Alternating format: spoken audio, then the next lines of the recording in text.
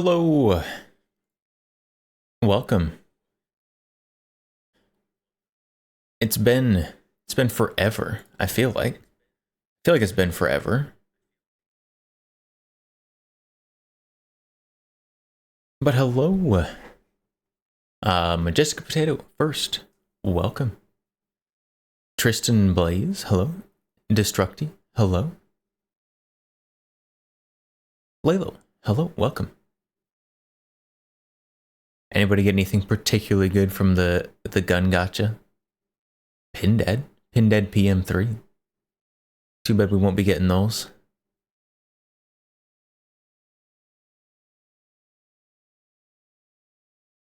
Destructi, you have something to tell me. Oh no, that never goes well. Nambu 22 long rifle. I don't think there's one of those on the desk, but this is the only thing in 22. You're unemployed right now? Very sad. Be careful with your money then. Maybe don't buy guns, which is a sad thing to say.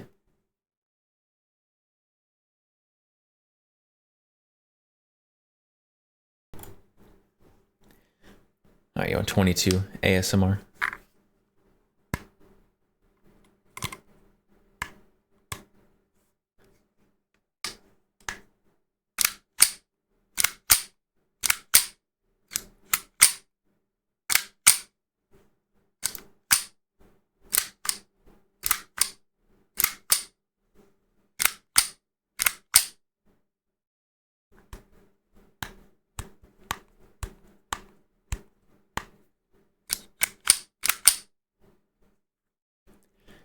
All right, there you go.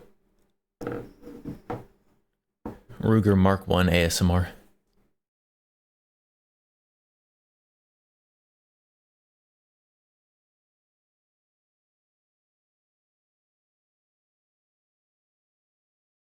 Pawn shop has an Armalite something mod 1 for $1,000. You want it? Get a job at the pawn shop and then get it. Easy.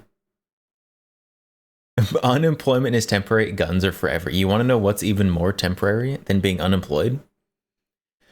Having money.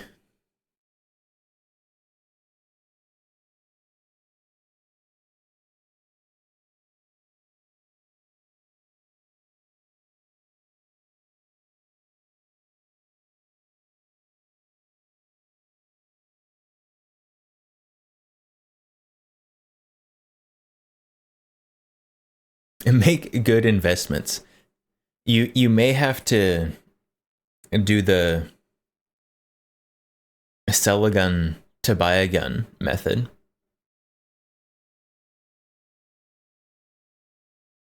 Which always feels bad. But it is a reasonable method.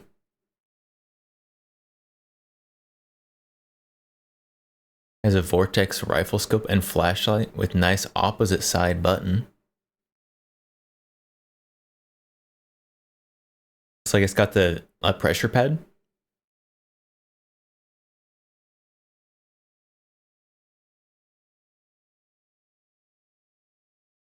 Pressure pads are nice.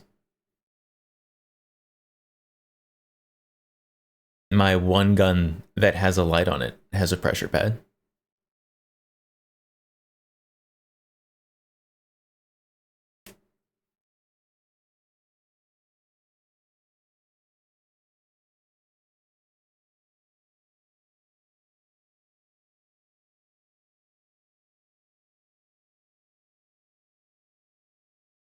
Not the BAFTA. Welcome. Standard manufacturing jackhammer. Not ideal. What if you told me you might be in Central Texas next year? Okay. Congratulations. There's some nice spots in Central Texas. That's where all the the gun YouTuber groupies are. You can go to, is it still called, I guess, is it still Desperado Ranch? That's in Central Texas.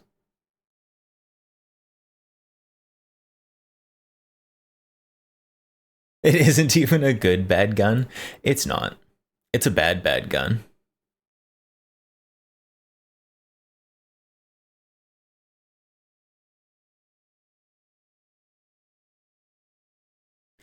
Hacker, hello, welcome.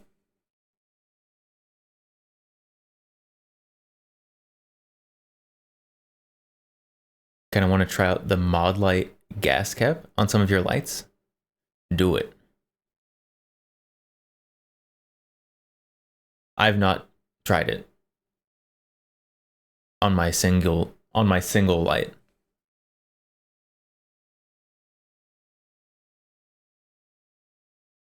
Gun tubers. What? Gun tubers are great.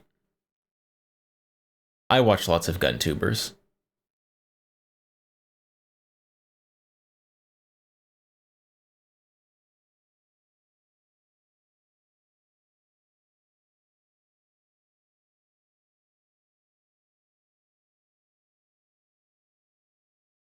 Speaking of gun tubers to watch, there's a video by a pretty big gun tuber that I need to watch.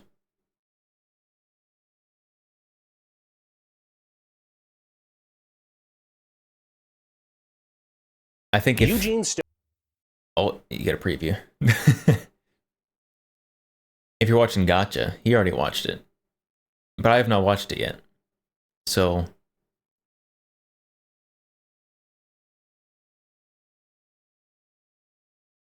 I've gotta watch it.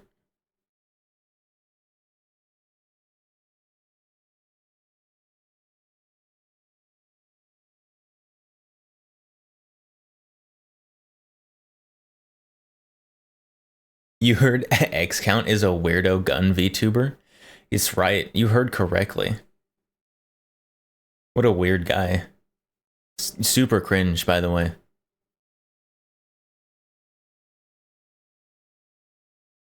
I do actually need to...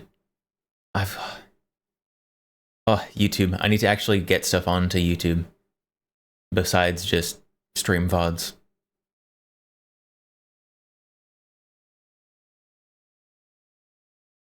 You have Surefire with mod buttons right now. Maybe you'll grab a gas cap. Gas cap and a switch. If they go on sale, always buy things only on sale. Particularly accessories. Never buy an accessory at full price.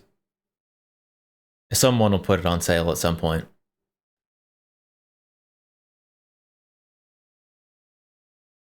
Like, unless you're doing some kind of like serious shooting, like competition that you needed something for, or like you actually use guns for your job, like if you're a policeman or something. If you don't have one of those,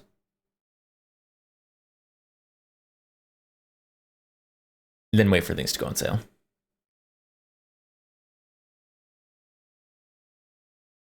Loki, you have a big announcement. Next year you'll be in Fort Cavazos.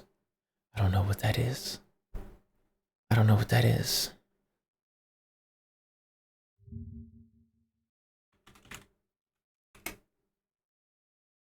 Army. Fort Hood. Okay. I know Fort Hood. Did they rename it?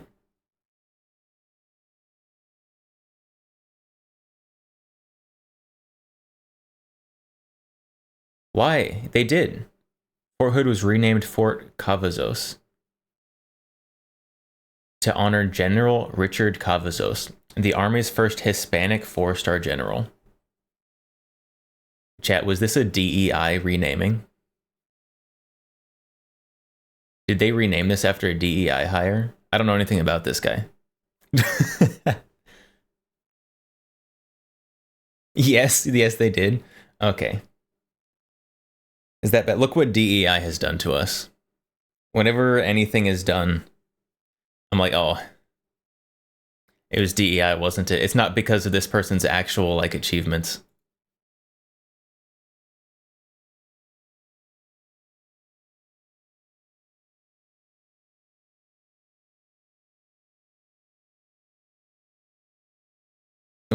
That's so dumb. That's so stupid. What about Hood? Wasn't Hood a guy too?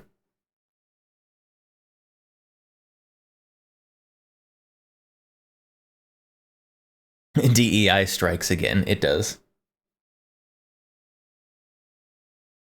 DEI needs to go. It's real bad.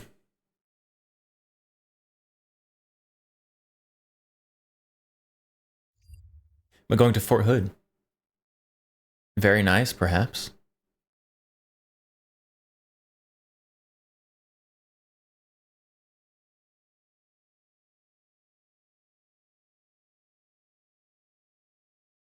Alright, but Mr. AK Man and the Stoner 63. Obviously, we have to watch it. Eugene Stoner is known as being one of the most prolific firearms designer of the entire 20th century. Most people knowing him for his invention, or his hand in the invention, of the AR-15 platform and that entire family. Oh, the top charging AR. I need a top charge AR sometime. I know at one point Brownells made the top charging uppers, but they don't anymore. And I need to figure out how to get my grubby little hands on one. Of rifles. What people are less familiar with is the weapon that he designed that bore his name, the Stoner 63. And if you do happen to know about it, odds are you know it from Call of Duty Black Ops. I see you. Oh, I didn't even know it was in Call of Duty. I'm gonna be completely honest. Quick highlights. The Stoner 63 was a 5.56 modular rifle and light machine gun, popularized for its use by special forces groups during the Vietnam War. Both in Vietnam and today, it is one of the most sought after light machine guns ever made. And I got to play with one. Now recently, I went up with the Unsub guys to New Hampshire to go visit Q. And while I was there, I got the opportunity to shoot Kevin's Stoner 63A in its belt-fed configuration. But what I have in my hands here is the gay cope version of that gun. This is the Robinson M96. This is a, for all intents and purposes, semi-automatic copy of the Stoner 63. The gay cope 63. Firearm. And unfortunately, there is no belt-fed configuration for this one. And I say it's the gay cope version, not necessarily because it's bad, but there are a lot of differences. And honestly, I'm probably just butthurt that I don't own and probably will never own a real belt-fed Stoner. I think the last one that sold at Rock Island Auction sold for like $140,000, and that's before buyer's premium. It would literally be cheaper to buy a minigun. For context, these things usually go from like $4,000 to $6,000. So not cheap, but I'm coping, all right? As for why the real Stoner 63 is so fucking expensive, even compared to other transferable machine guns, yes, they were very sought after, but the number produced. It's because one guy is hoarding all of them. Because, yeah, they are rare. There's one guy who has, like, almost all of them. Had a lot to do with it. Of all variants of the Stoner put together, the number I heard is that there were 4,000 of these things made, which is not a lot. So yeah, having a real deal gotcha. I don't think it's gotcha. Kind of a big deal. So just remember when you're watching this. But gotcha probably does know the name of the guy who's hoarding these. I just know someone is. I don't know who it is. Shoot, that weapon's probably worth about as much as a small house. So getting to shoot a Stoner 63 is an absolute this is a unicorn gun. I've never even seen one of these in person. So, yeah, this is a real... Now, I've never seen one of these in person as he's holding it. Chat, he's gone blind. He's never seen it. real privilege, real treat. That was a bad joke, I'm sorry. Fire gun on the channel, I normally try to rip off a couple rounds, drop it down into semi, and just get a feel for the gun. That didn't work out this time. So Holy- the semi-auto doesn't mean anything, does it? No, recoil Okay, control. got it. It's just auto only. Oh, he was I expecting was gonna one try shot. to be nice to it at first. it's for the rifle. Fuck yeah.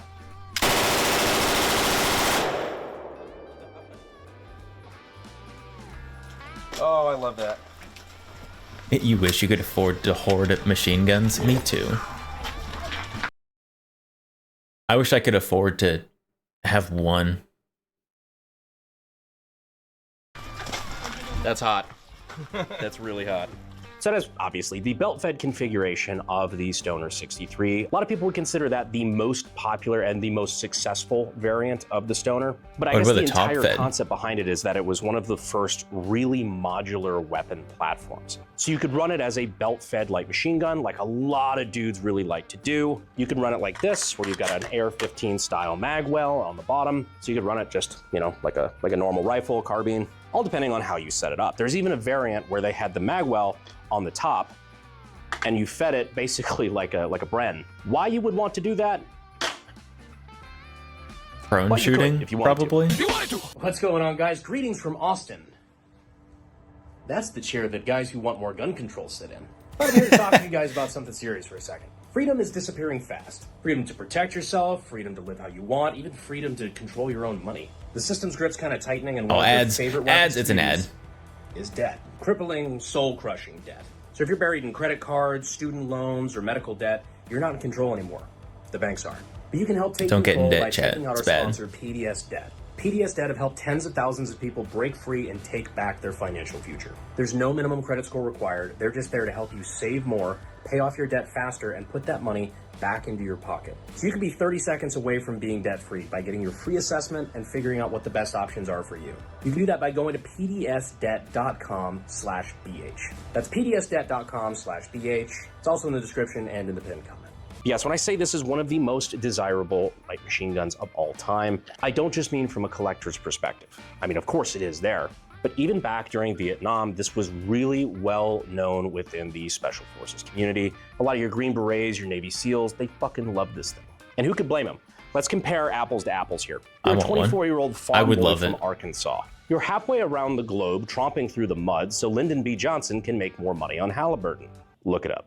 You've just been told you're going on mission, you're gonna be required to hump a light machine gun about 20 miles through the fucking mud, in the swamps, possibly getting ambushed. It's hot as fuck and you're already carrying a shitload of equipment. Would you rather have a 23-pound, or let me actually just grab it, I have one here. What the fuck am I doing? Would you rather carry a 23 plus pound M60 light machine gun, or the light machine gun variant of the Stoner 63, which weighed just under 12 pounds? Literally half the fucking weight. Nah, give me the I know one that whole weighs saying is more. ounces equal pounds, but fucking pounds equal pounds. In this case, 12-pound difference on your primary fighting rifle, big fucking jump. Now, of course, it's 5.56 versus 308, but I mean, hey, this isn't my opinion. This is the opinion of the fucking guys who were there. Not only the guys who were there, the guys who were there writing the fucking book, sometimes literally, on what would become the most elite fighting units America's ever had.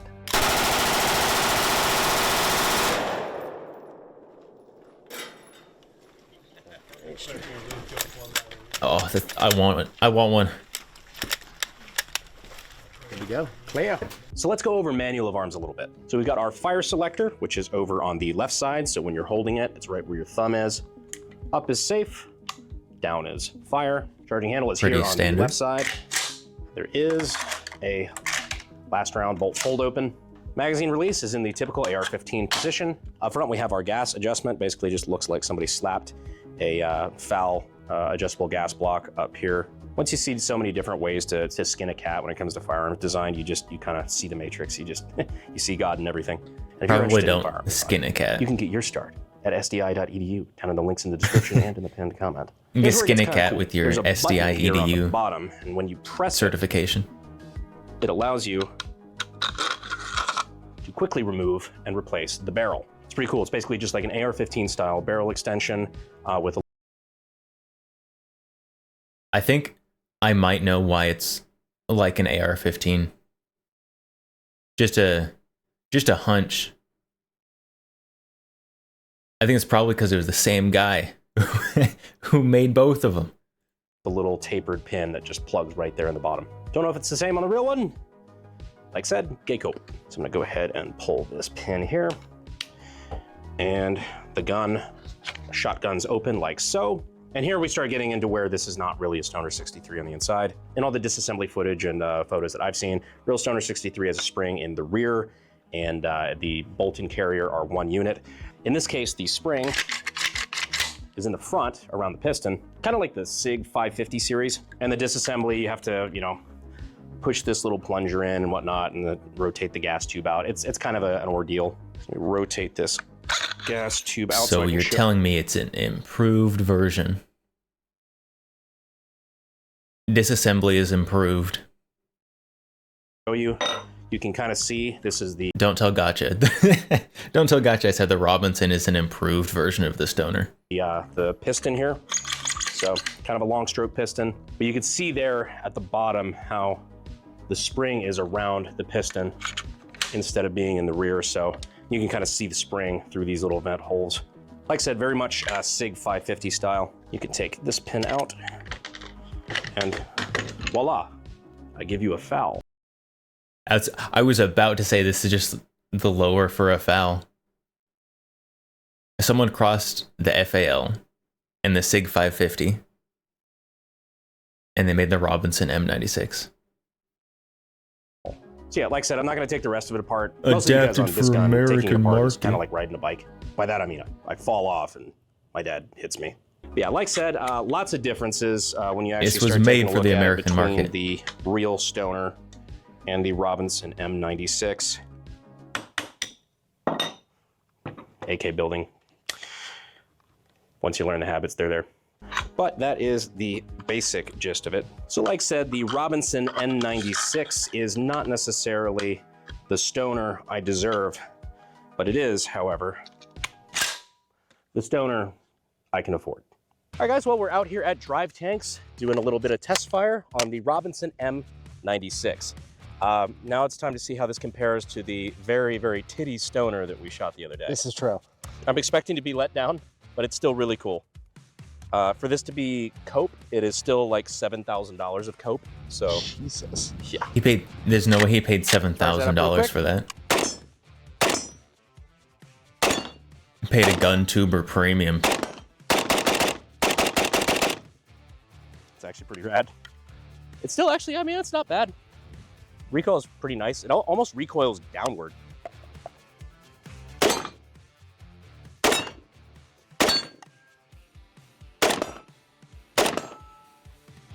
That does look like very nice recoil.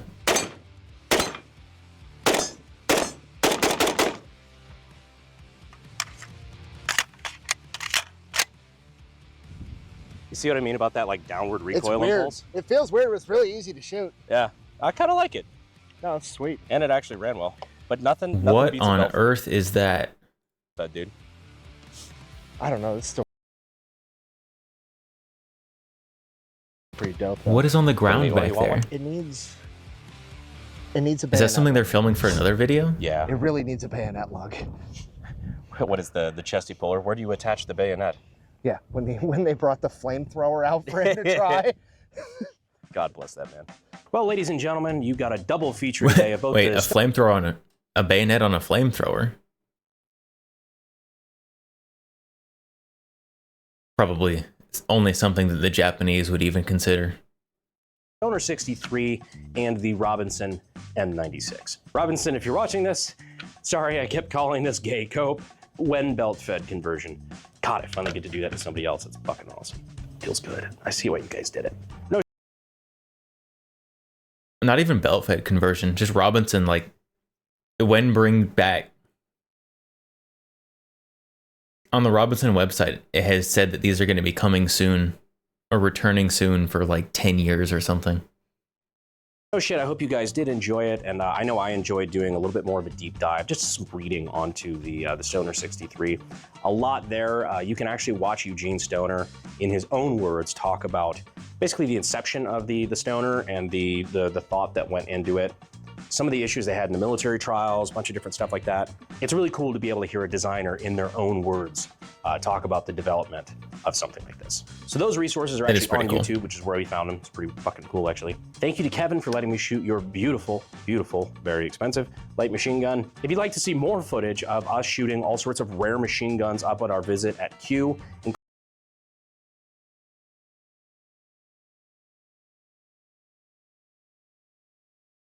What is that?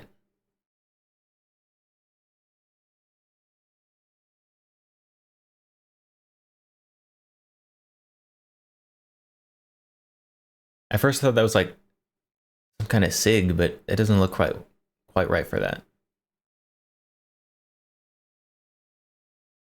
What is this?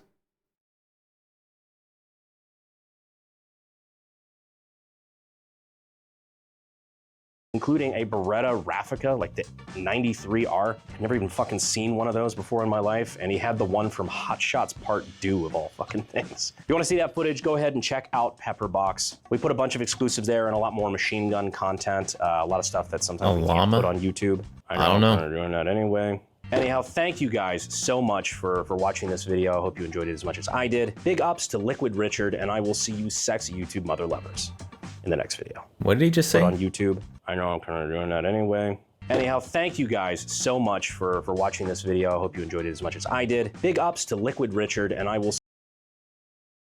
Who is Liquid Richard?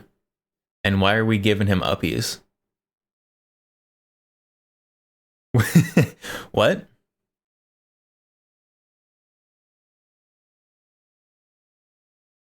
See you sexy YouTube mother lovers in the next video. Thanks. Fucking gay cope.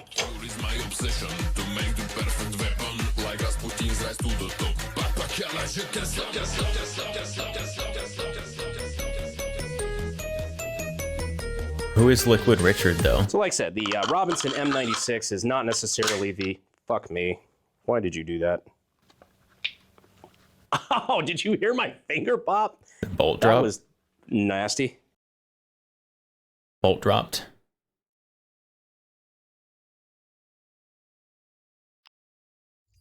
Very cool. I want one. I want just a Robinson. Just so I'll be happy with a Robinson for a little bit. Not like forever.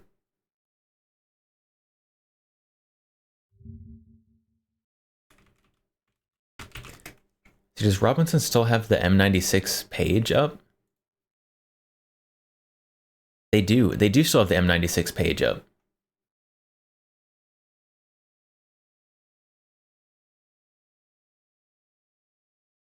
Mag not included.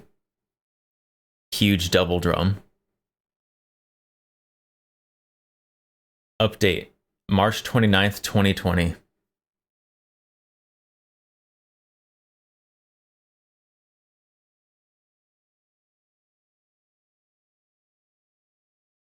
All right, chat.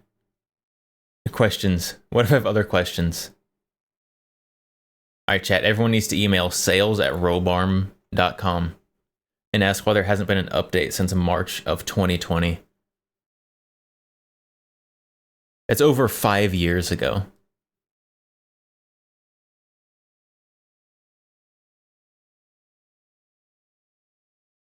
That's too long. I need it. It's still on their website, so they haven't, like, completely abandoned it.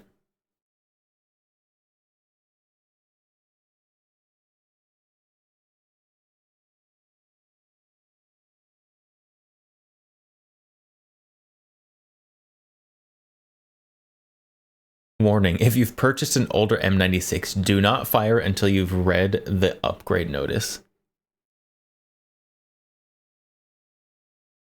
And that really boosts confidence right there.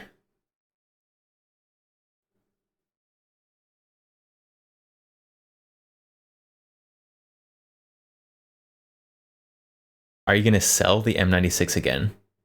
At the end of 2019, we began going through our M96 parts inventory.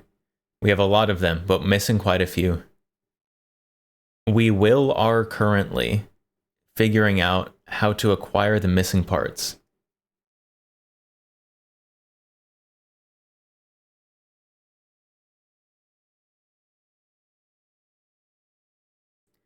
I don't think it's gonna happen. That was 6 years ago that they said that.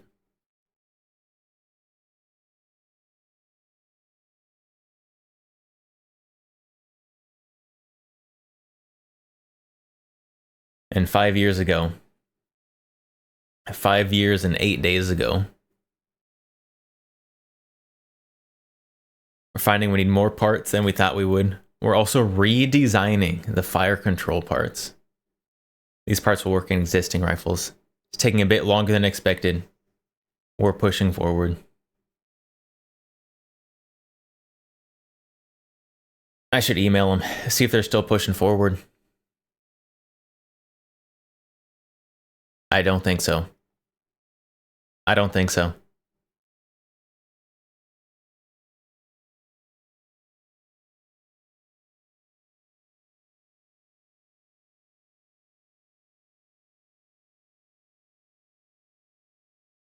I also need to contact him and see if there's any chance at all I can get a tube stock.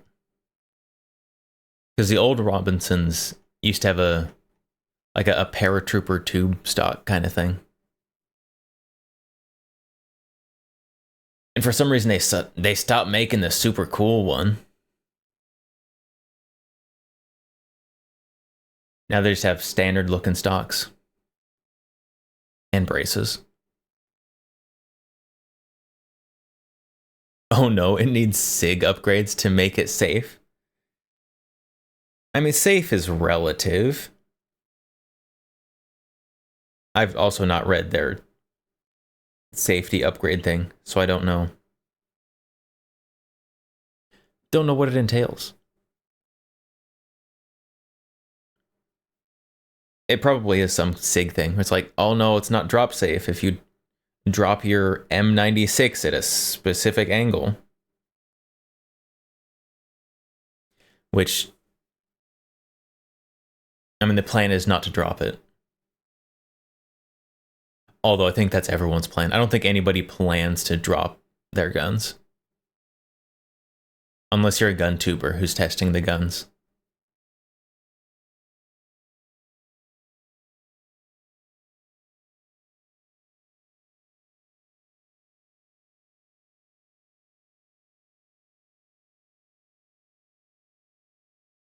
Redesigning the trigger. It was the fire control group parts. Hold on, what was their exact wording? Redesigning fire control parts. So it's not specifically the trigger. There's other parts included in that as well. Like the sear, disconnect. You get all kinds of springs.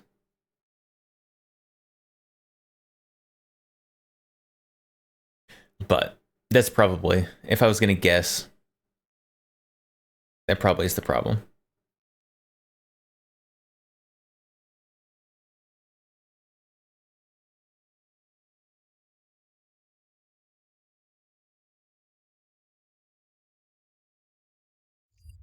What? What? I don't. When did I say but? I don't think so. You're gaslighting me.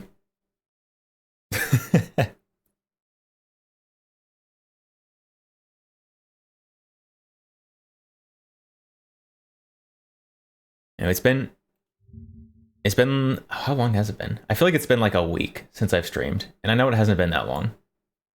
It feels like it's been a really long time.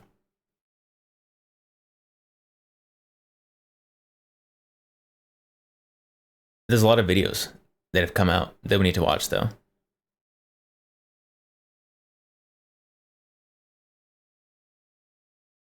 Very important video.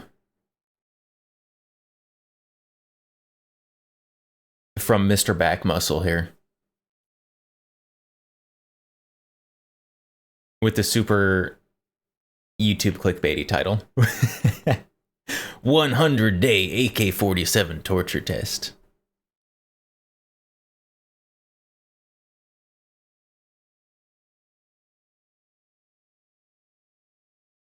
Hello? Why do we have no sound? Why do we have no sound? Try again. There we go.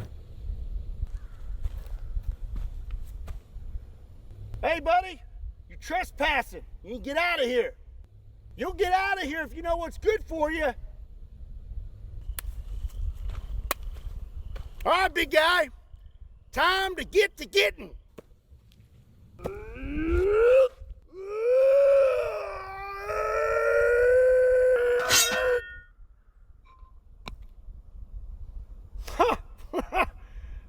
Hey, man, you hungry? I got some snacks in the truck, and I think I got some mellow yellows too. Shouldn't have bought that great I'm gonna value go get bat. you something. You just get comfortable.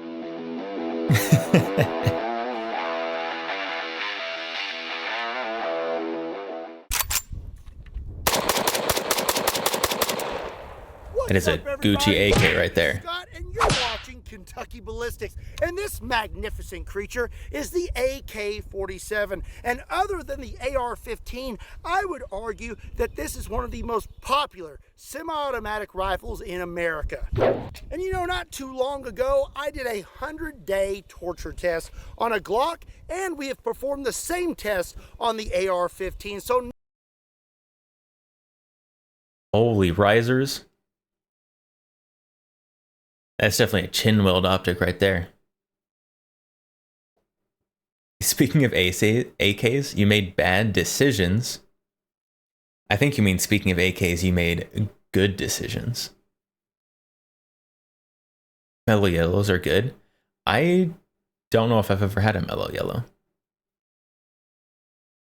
I know what they are, but I don't drink soda, like, ever. Yes, but no. Did you buy an overpriced Gucci AK, like a Meridian Defense?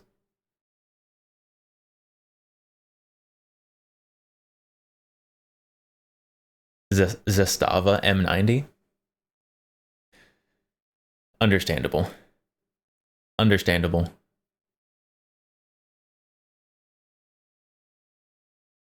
Everyone is panic buying the import stuff. Is it panic buying if it's like reasonable?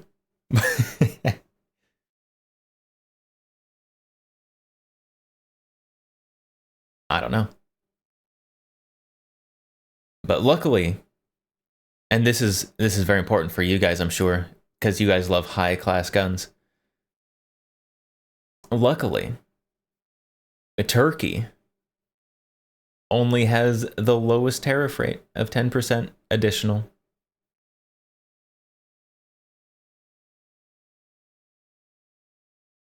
Investment buying. Zastavas are pretty reasonable investment buying. They hold their value pretty well.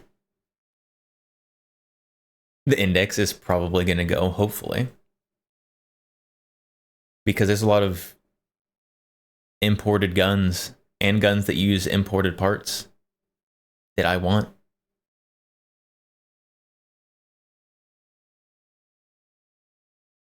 naturally, I figured an AK-47 should be next on the menu. So on December 10th, 2024, and just for your reference, today is March 27th, 2025, so it's been a little bit over 100 days. I took 4 AK-47s. Each of them had a 20-round mag with 10 rounds of ammunition. I buried one, threw one in a pond, soaked one in ocean water, and then I put the other in a deep freezer. So that was definitely a century, for sure. These things are done marinating. It's time to dig them up and pull them out and see if they function or not. So first up is the buried AK-47, and this, oh dear. Ah! Does that mean I'm the king of Kentucky now? Isn't that how that works? That is a rusted sword. Has actually been a pretty bad spot to be buried if you're an AK-47. This place has flooded about 2 or 3 times since I buried it. As you can see here, it is covered in sand now from a creek. Oh dear. Oh, that shovel is bending. 20 minutes later. So we kind of forgot exactly where we buried it, and we hit a few speed bumps, but we pretty much got it now. If you come over here, I am starting to uncover this thing. It is right here. Where? See right there, that's the fore end, and the mag is right okay. there. Just pull it out. Something's cracking. Probably the shovel or the handguard. Oh, Oh, that's not looking good. Okie dokie. That looks like Now it's time a to get the Warzone one AK. out of the pond. not a Call of Duty Oh, Warzone, gosh. like an Smoke actual is Warzone. disgusting. Ugh.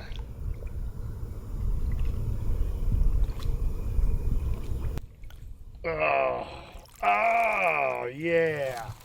That is That doesn't look bad.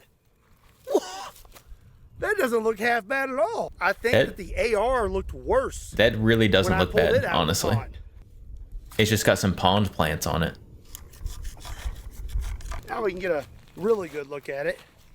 And again, I am really surprised at how good this thing looks.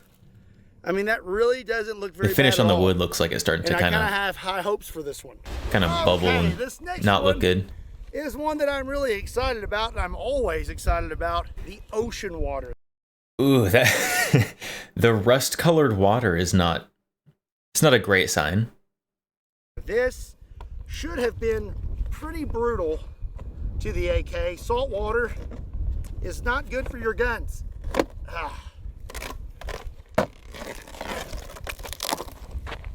The African Warzone.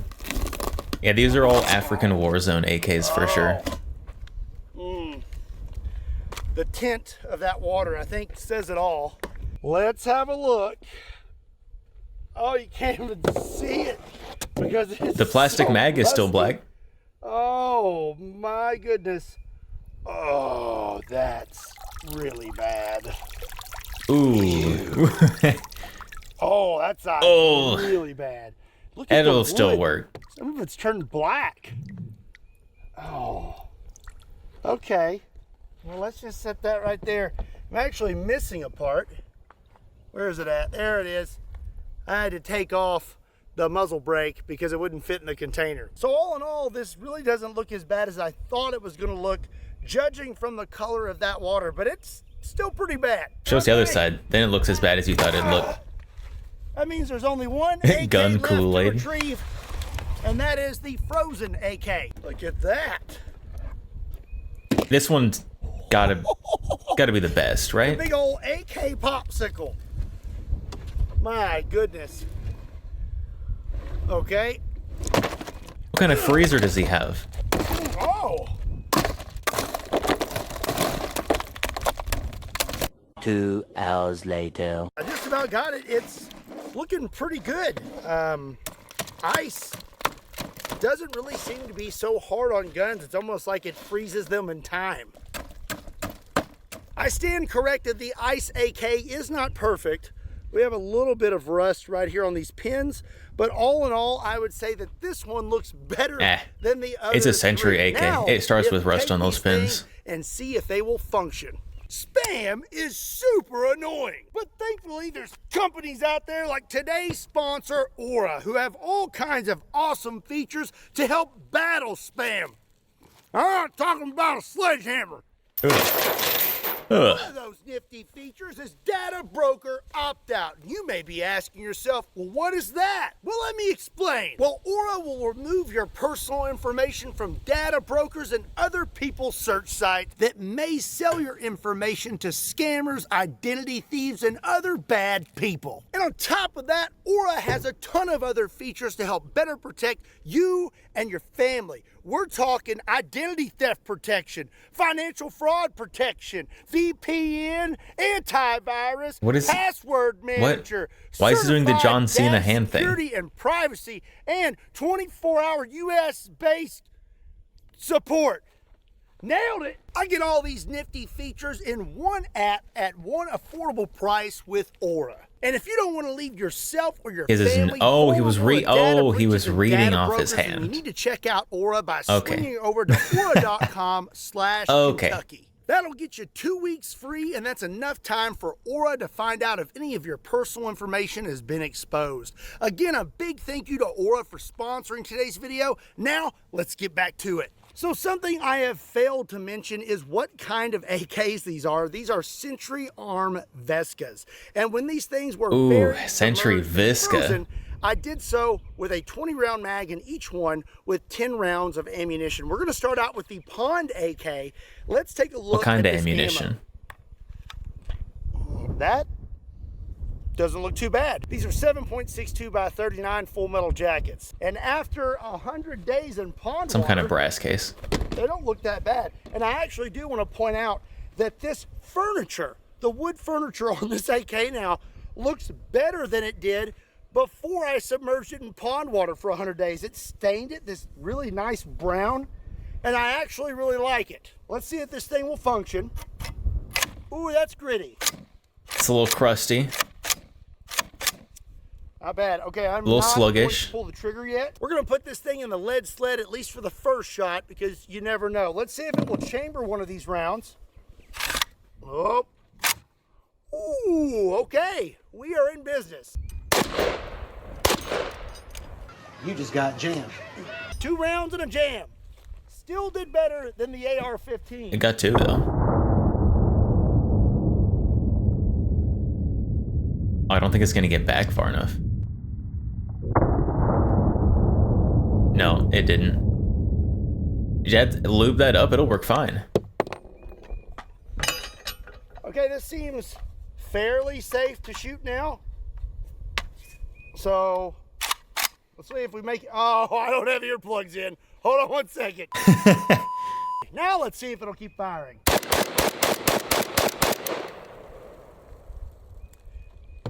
That's pretty awesome.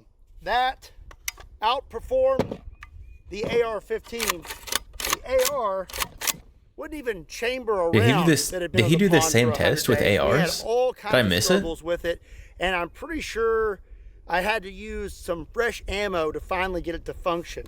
While this thing chambered around and fired all 10 rounds of the ammunition that had been inside it for 100 days submerged in a pond. We did have a jam, but all things considered, that's pretty impressive. Up next is going to be the saltwater AK, and it's looking pretty rough. Let's see if we can get the mag out. Of course you get the mag out. That doesn't look that bad. It doesn't. It came out of there pretty easily. Ooh, wow, that still works really well. Okay, well, let's see if it will chamber around. Oh my goodness! Yeah, this is definitely like the one time Somalian pirate inspect, AK and then right I'll here. probably just shoulder fire the rest if it functions. Wow. Hey, that bolt actually hit the back of the receiver. No jam or anything like It that. didn't do that for the last one.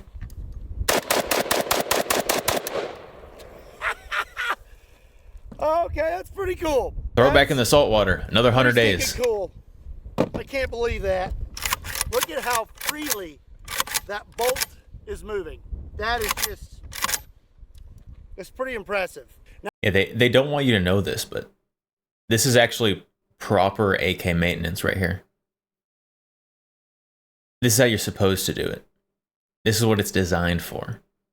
I will say the AR-15 that was soaked in salt water for 100 days, it performed perfectly as well. But as of right now, I would say the AK is ahead because the pond water also performed perfectly. Let's move on to the next AK. So I believe this next one is going to be the true test. This is the AK-47 Buried. that we buried for 100 days. The other 5... He's got some nice color gradient here on the metal parts. Look at that.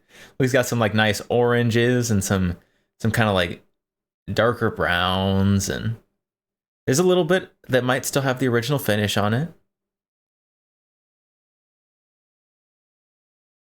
Did a 100-day for AR-15s and Glocks a while back. Interesting. I don't care about the Glocks, but the ARs could be interesting. African poacher grade AK, for sure. This is the child soldier starter gun right here. Firearms that we buried for 100 days seem to have some trouble. If this functions perfectly after being buried for 100 days, I think I'm going to have to say that the AK-47 wins. I am just going to try to knock a little bit of this off here. I'm not going to disassemble the weapon or anything like that, because fair is fair. What's in there is in there. but I will knock off what I can, like around the trigger, the mag here. Okay, looking pretty good. I really hate to pull the mag out and look at the ammo, because what if I can't get it back in there? But we did that. Yeah, it'll probably be fine. So why not? That popped out of there pretty easily. And that ammo doesn't look that bad. All right, that goes in there pretty nicely. Let's see if it will chamber around. Here we go. Let's give it a little assistance. That is We're already off to a better start than the AR. That's less assistance than I thought it would See need. if it will fire. Oh, rigged. Rigged. It got caught on the bungee cord. Went off the first time with the ammo that's been in it for 100 days. We do have a jam. Oh, I don't know. I think my bungee cord got in the way, so I may have caused that malfunction. That one may be on me. Whoops. Okay, well, I'll give it a little bit of help. You just got jammed. That one wasn't the bungee cord.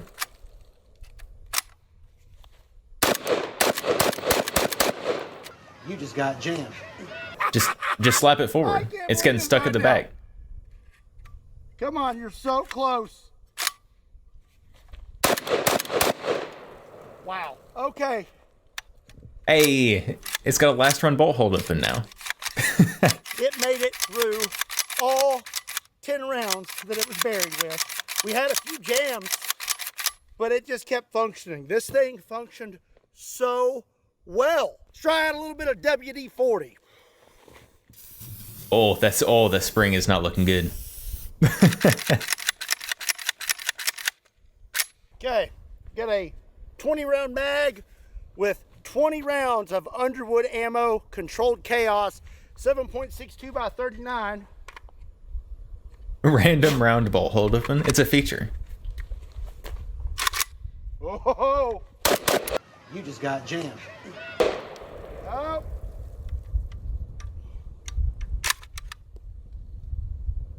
Light strike.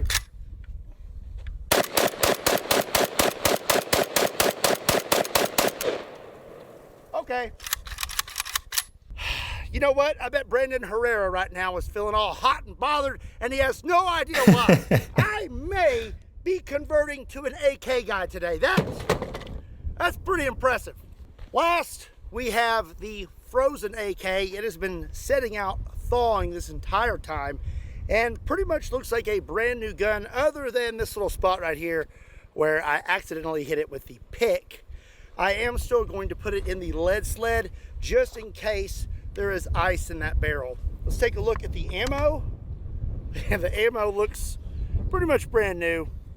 This one probably is going to work fine. I don't really have any question that this thing's going to chamber. Yep. Okay.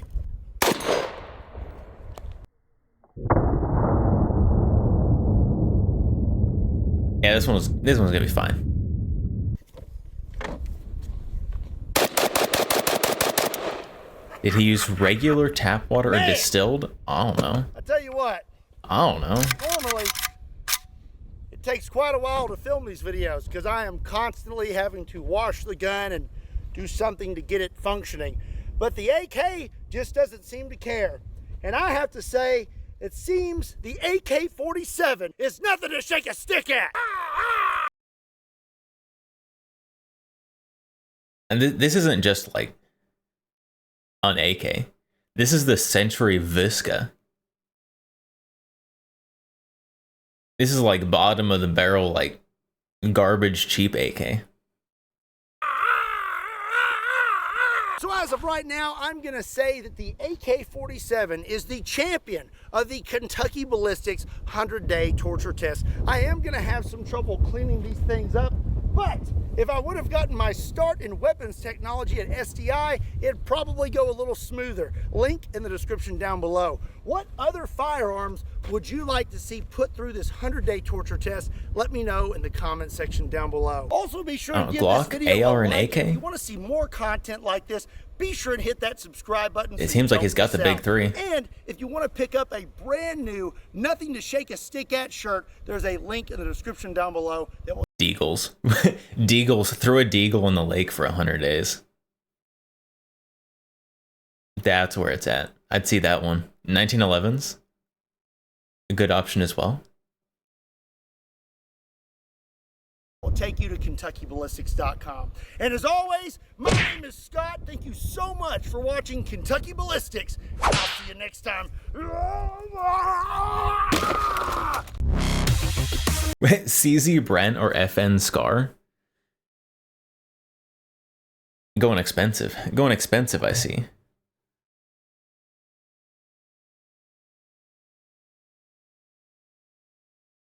Where's the AR-15 one? I want to see the AR-15 one. We're going in a rabbit hole of just leaving guns around for 100 days.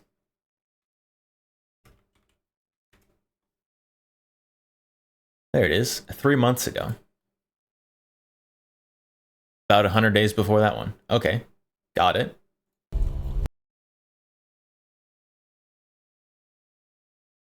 Derez, hello.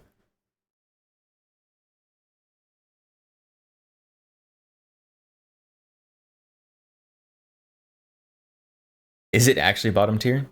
You know, early century built AKs had real problems. Have they truly not improved? Okay, they of modern current AKs, they're bottom probably. But if you go back 10, 15 years, then your bottom is in a different place. I'll still make fun of people with Viscas though.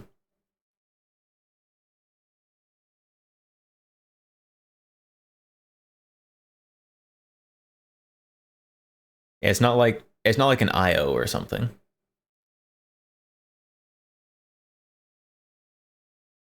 Nice Ruger.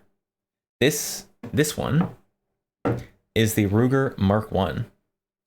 This is the Ruger automatic pistol before they were actually called Mark something. This is the original one, complete with horrible takedown.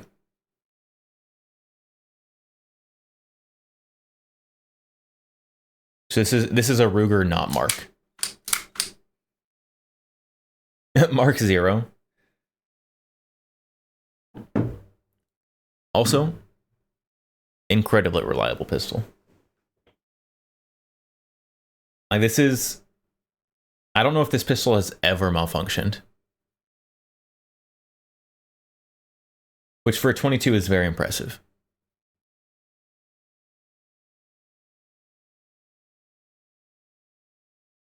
At least when I've had it. I don't know what was going on before I had it.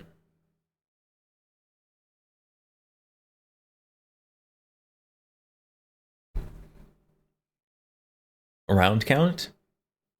For me, probably, it's probably only like 400 or 500. It's not a ton. Partly because I just have, partly because I have too many guns. I don't get to get super high round counts on them. How many rounds has the Mark 0 had through? I don't know how many it's had before me.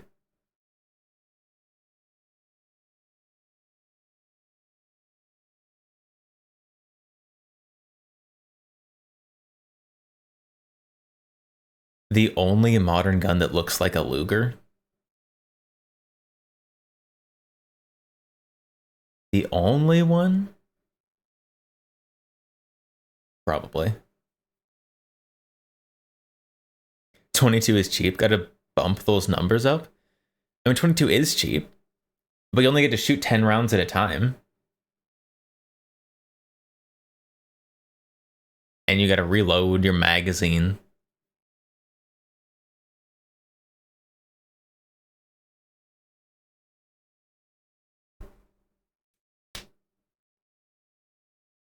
I said this has never had any malfunctions. There's one magazine that came with this. So this came with like 4 magazines. All of them have the like Ruger seal on the bottom, except for one of them. And that magazine always causes issues. So it has had malfunctions, but only with one magazine. So they're magazine-induced malfunctions.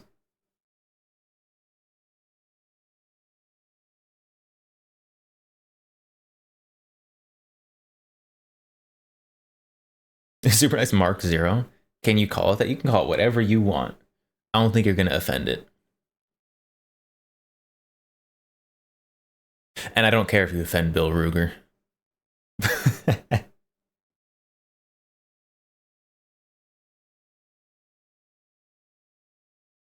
Classic mag. Mag problem. Is that a classic thing? It's just the one magazine, and I think it's like an aftermarket one. All of the ones that actually have the Ruger seal on them are perfect. So I just don't use the other one.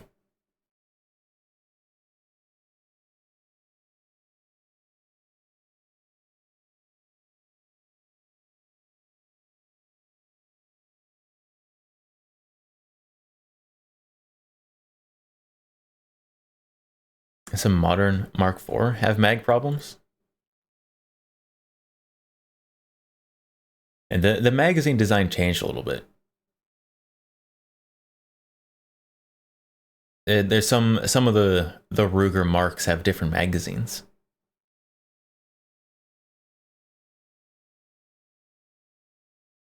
What is this? Ultimate clip loader. Oh no.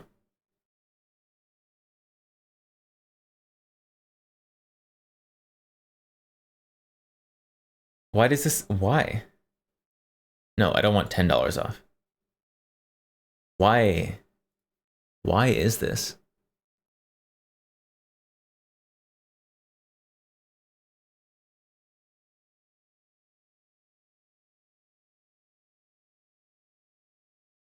But these magazines are not difficult to load. Like these magazines have like a little pull tab. So you don't even have to like push the follower down with the round you're putting in.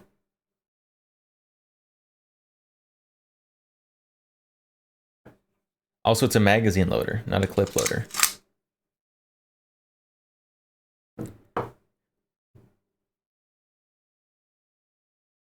Although would this big plastic chunk be considered a clip? And then you load the magazine from your clip? The rounds literally fall in, they do.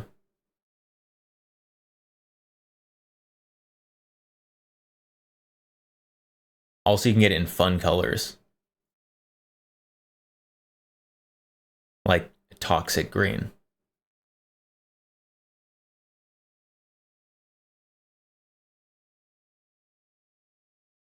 Ultimate clip loader. Oh, Ruger Mark II, 3, and 4. That doesn't work with this one, chat. I don't have a Mark II, 3, or 4.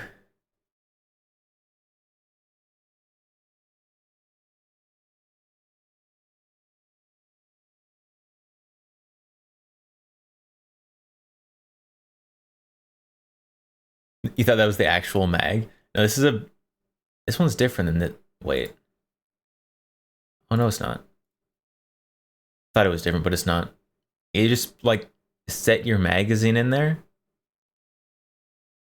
and the rounds just go in. Watch the video. Hi, from me, Arthur Brown Company. This is called a Ultimate Clip Loader, and it's from McFadden Industries. We've actually sold thousands. Does it have a crank on it? Over the years, but we never did our own video on it. To crank your mag? So I thought maybe we'd see if we can do something productive today with the video. So I'm going to show you how it works. It's huge. That is pretty big. Loader. That's for loading Ruger Mark series pistol magazines. If you see here, there's a bin up here on top for putting your ammo into. No crank, just gravity. How? Organizing your ammo in a nice long strip. Oh, do you just like stick your magazine and then pull on the magazine tab? Thing on here that kind of pinches and won't let the ammo out until you put a clip in. Then there's a line right here. Oh, no, it's a magazine. You don't put a clip in this.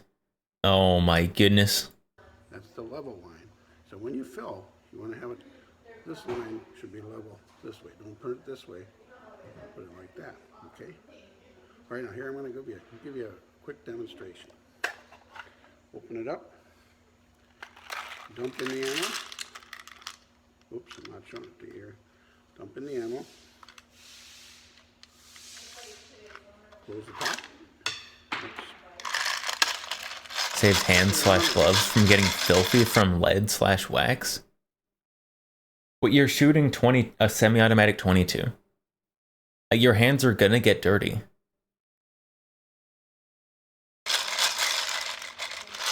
See the grooves all filled up there, right down here on the bottom?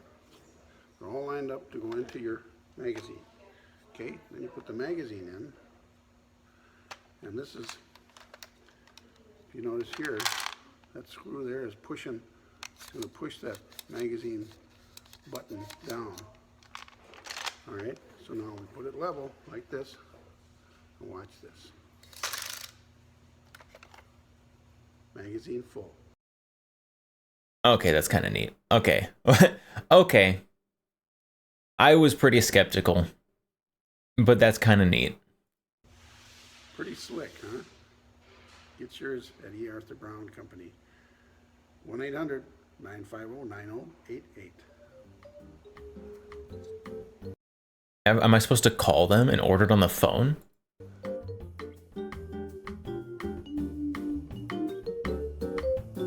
Yo, the elevator music goes hard.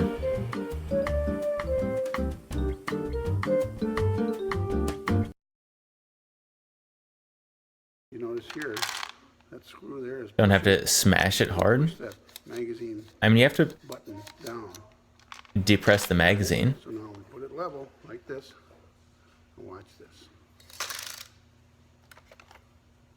Magazine full. Pretty slick, huh? That's pretty nifty. I'll give him that. It's pretty nifty. Insert gently. Guy smashed it hard in there. And it's okay. He's just doing what he's used to.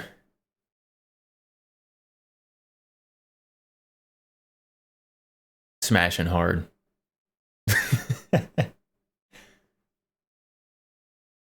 He's a boomer, calls them clips. Why wouldn't I expect it to be a phone order? I mean, he made a YouTube video. It even had like a title screen transition.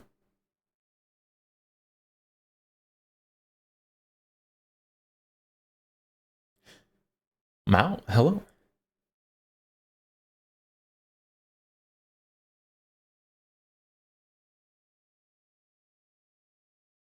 That's pretty neat. I still don't know. I do know whether or not I'm going to get one. I'm probably not going to get one. But it is pretty cool.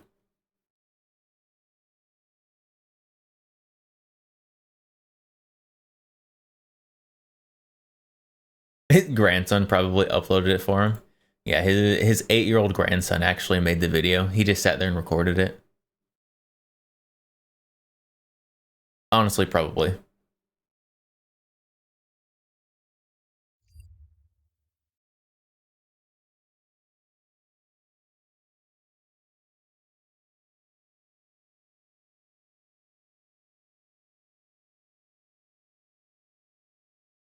All right. AR-15. We saw the AK one. I want to say the AR-15 one as well. Did I go to the range? I didn't. I didn't go to the range. I haven't gone to the range in far too long, actually. I need to fix that. I've got stuff I need to take to the range.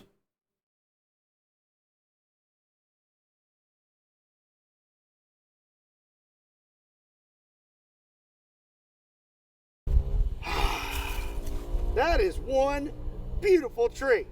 What do you think, huh? It is a beautiful tree. 0 sights. Sights on guns, that's cringe. Guns come with sights. They're called irons. You don't need any of that newfangled electronics on your gun.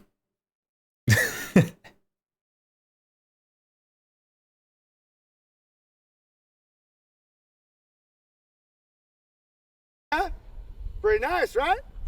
You want to help me decorate it? Getting the old Christmas spirit? Oh yeah, I knew you couldn't resist. Nobody can resist decorating the Christmas tree. Did you not like where I put it?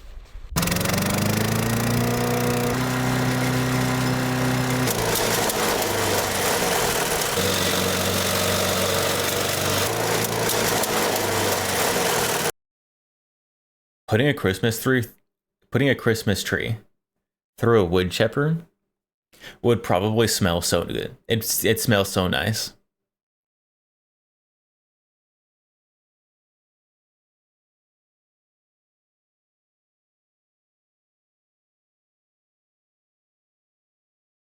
Tea tree oil. Yeah, you can milk your Christmas tree for oil.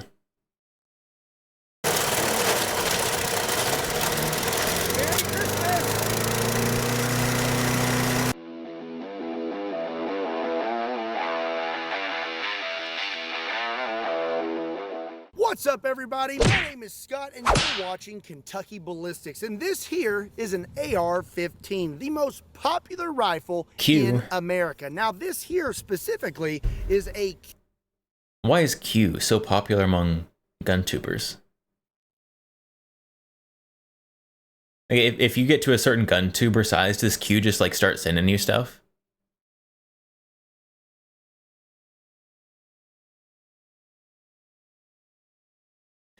Man, chat, I might have to start being a Q fan. If they start sending me free stuff.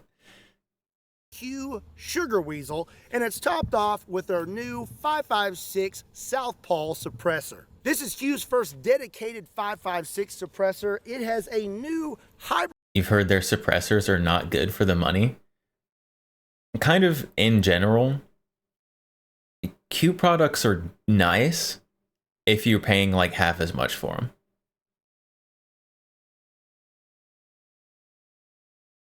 Like, I've shot Q guns, and they're decent. They're good. I would never pay Q prices for Q guns, though. Construction with an internal flash hider and utilizes their Plan B mounting system, and it's supposed to be pretty reliable, and I have not shot this. Excuse me, their what? Their Plan B mounting system?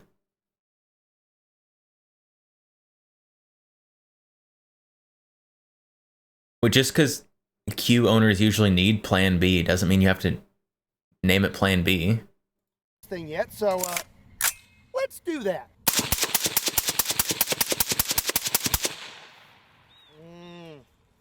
That is pretty sweet. I guess that's why they call it the Sugar Weasel. But just how reliable are AR-15s? Well, that's what we are going to find out today. So not too long ago, I torture tested Glocks for 100 days, and the results were pretty surprising. And that got me thinking I would really like to see how other firearms would hold up to 100 days of torture. And I thought the perfect gun to have next on the menu he probably would be the didn't bury AR-15, Qs, did he? The most popular rifle in America. So August 7th, 2024, I took 4 AR-15s. I threw one in a pond. I put one in water and put it in my deep freezer. I placed one in a container full of Atlantic salt water, and then I took the other one. Wait, it's actual ocean water? Not just like water with salt in it. It's actually from the ocean. And I buried it. Now, as you can see here, today's date is December 10th, 2024. And if you're any good at math, you would quickly find out that these things have been submerged and buried for a little over 100 days, more like 125 days. And that's because I kind of forgot about them. So now, just like the Glock 100-day torture test, we are going to retrieve these guns and see what they look like first. Chat, have you ever done that? Just forgotten about 4 guns? Started. That's some soft dirt there. Oh. I just hope I remembered the right spot, you know? 20 minutes later. Okay, let's see. Oh, I feel it. What am I feeling though? It does not look like he remembered the right spot. Okay. That's probably why they marked it with the sword for the AKs. Oh, that sounds good. Oh. Look what I found. Oh, hey. The gun caked with mud, it looks better on the AK. the AR does not look good with mud on it. The AK with like rust and mud on it still kind of vibes. Wait a second. It's not a sugar weasel. What happened? This is a Radical Firearms AR-15. What the heck? Oh, Okay, Radical. So this guy's looking pretty rough. Of course it's not going to work. Those things don't even work when you start. It's not looking too great, but also, I don't know, that doesn't look half bad. I think that's mostly mud. You can see a little bit of rust forming on these pins, but I don't know if I have high hopes for this one. I think this may work. Let's go get the one out of the pond. Oh. I wish I had enough property to have a pond. Oh, that is looking pretty rough. Ooh. Oh, here. Oh, look at that rough. Oh, look at that nice bronzed barrel in there. Maybe Cerakoted, nice Cerakoted barrel. People pay a lot of money for that. Rust. Or is that, I don't know if that'll come off or not. Shoo-wee, man. Look at that. Shoo. Oh, man. Oh, this one is what just happens when people pond pollute, water. throw their trash out. Little critters like this.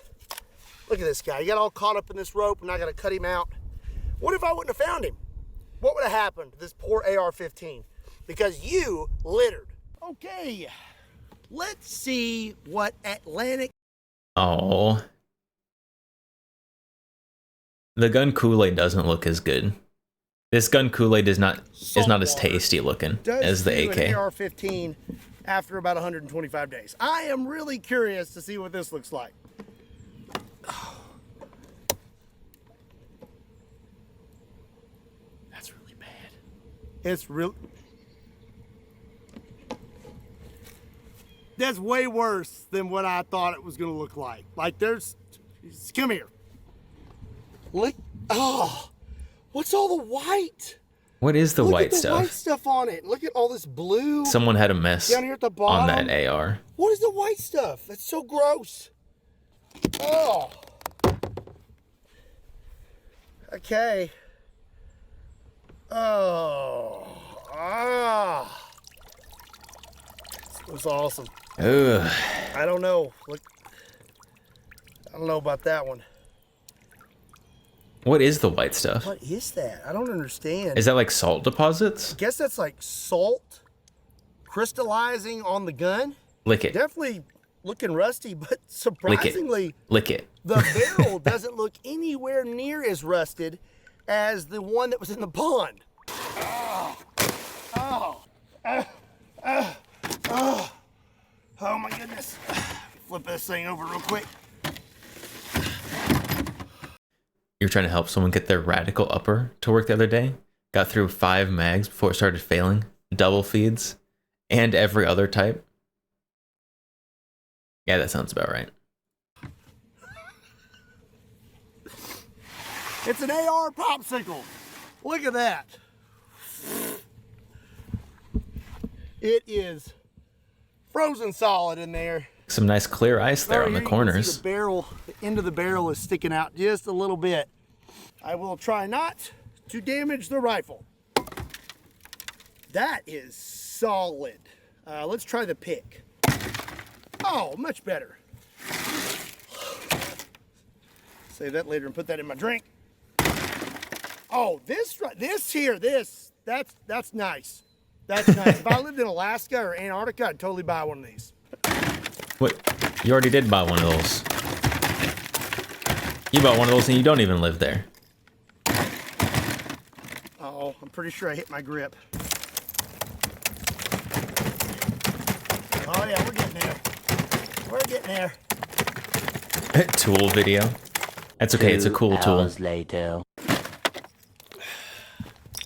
I mean, you get the point. This is the best one by far. It doesn't look very banged up at all. As long as that barrel did not rupture from the water freezing inside it, this may be the winner.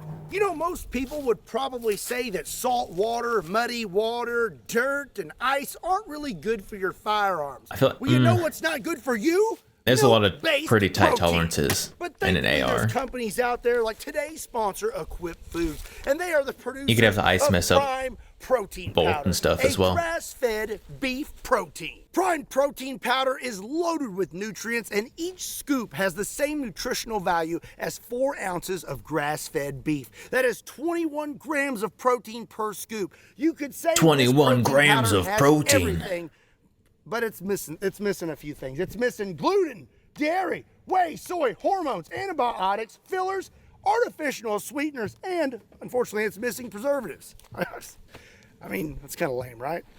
And not only is it nutritious, Yeah, how am I supposed it to is age also well if I don't delicious. It has so fill my many body with flavors: preservatives? chocolate, vanilla, Oh my salted goodness. caramel, strawberry, iced coffee, unflavored, chocolate, vanilla, chocolate. Bop it, push it, pull it, bop it. Equip Foods is pretty awesome, and if you want to check out their high-quality products, you can do so by swinging over to equipfoods.com/Kentucky Ballistics. And if you use my promo code Kentucky Ballistics, you will get a whopping 20% off your first order. Or if you combine it with a subscription, you will get 35% off your first subscription. Again, a big thank you to Equip Foods for sponsoring today's video. Now, let's get back to it. So now that we have retrieved all our AR-15s, it is time to see if these... His polymer grip is rusting.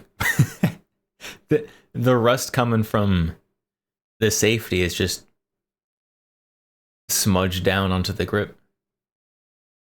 things Gross. function. So when I buried them and submerged them in water and froze them, I did so with 20 round mags with 10 rounds of Full Metal Jacket, and I did not put one in the chamber. Salt waters first. Let's see if this thing, well, let's just see if it'll even chamber it. Oh, or should we look at the ammo? Let's look at the ammo first. Okay, so mag release, it's working. Okay, and then there's our ammo, and that really doesn't look that bad. That don't look bad at all. Go back in It there. doesn't. Okay, that's the only thing I worry about. If I take the mag out, what if I can't get it to seat again? I may wait on the other ones. I don't know if I'm gonna pull the mag out every time because now I'm scared. I'm gonna just sit this right here. And I'm gonna try to pull back this charging handle. It is, oh gosh, that's awful. Pull harder. I don't know if it's gonna, You have to mortar it. okay, I may need a little bit of assistance. Okay, I'm gonna use my handy dandy Warhammer here and just give it a little tap. Oh, it's moving. Okay, it's moving. Oh, Okay, all right. So we've got some movement. That bolt's moving, but not super great. And not super far.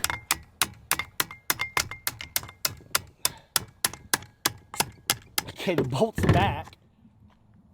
Oh, ladies and So to gentlemen, break we off all the chambered salt around. deposits. Let's see what the old salty AR-15 does. We are gonna be safe today. I've got this thing in the lead sled and I'm gonna pull a string. Let's see if it fires. Well, Would you look at that? it went off. Ooh. Well, I was gonna say that's a lot of gas coming through that port there, but it is a radical. And radicals are very gassy. Okay, so the bolt went home. Let's do it again. Let's pull the string again. All right, there we go.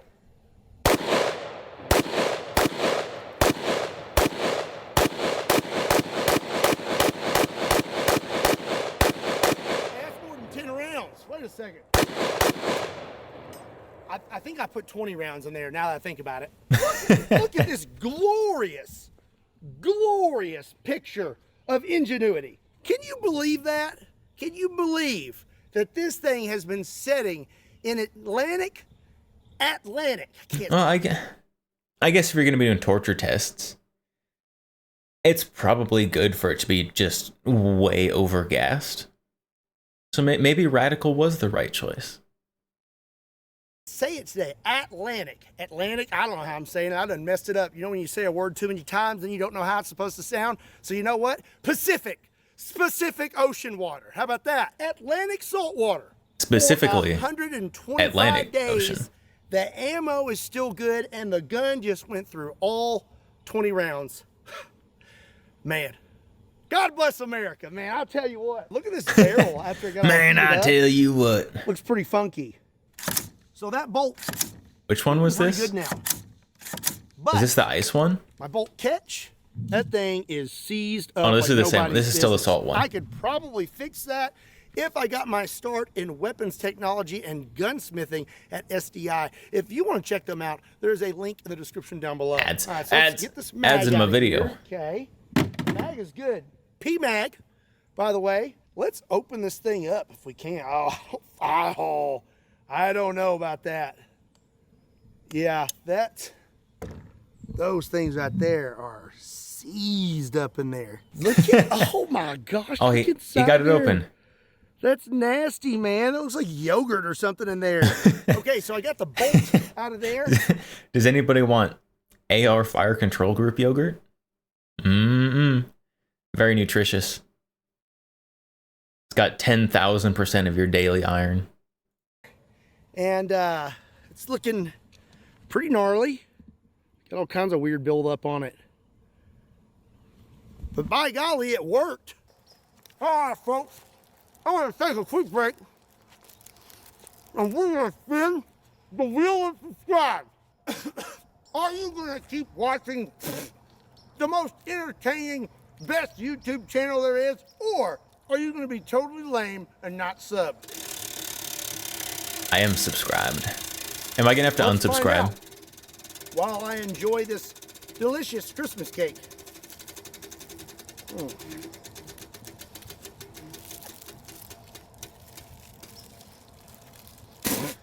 Okay, so Oh, next, gotta we're gonna unsubscribe. Try out the mud AR-15. Let's get some of this mud off here the best I can with my hands, just like you would have if you just dug it up. I mean that's not bad. So we will. Put This is gonna here. be bad. There's Now no way let's this see if isn't we can charge awful. it. Nope. Oh. No? Oh. That's what that use our forward little assist is for. right here. No. Oh. The assist isn't working. All right. So now we have a problem here. Let me see if my bolt catch will work. Bolt catch isn't working either. Okay. All right.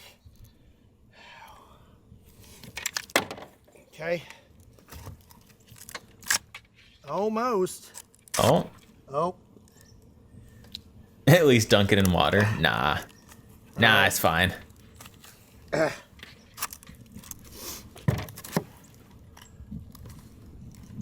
I don't think it's fine.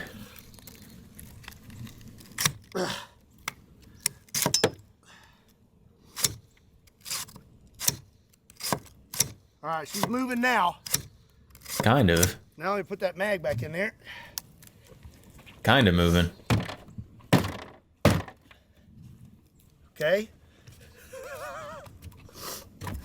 Now let's see if it'll chamber.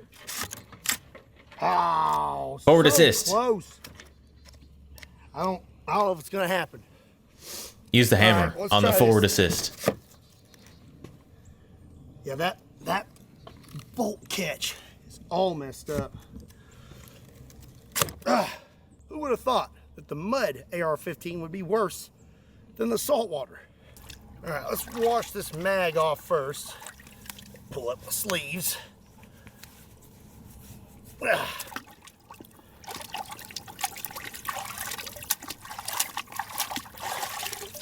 Okay, now I'm just gonna rinse in here just the receiver. Probably want to be Go. sure you don't have barrel obstruction. That Oh, sounds it is lovely, doesn't Kentucky it? ballistics. Maybe he doesn't care. Oh, that's sounding pretty good actually. If only I could get this deeper in the water.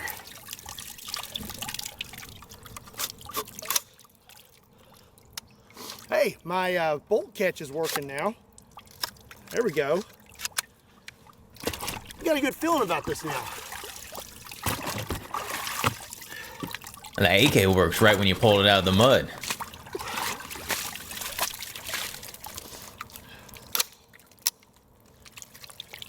Oh. Trigger reset. But it'll work now. We are going to use the mag that was in it. See if it actually, it's not wanting to seat right. I think there's still Slam it a on the problem table there. again. Let's see. Dang, it's so close.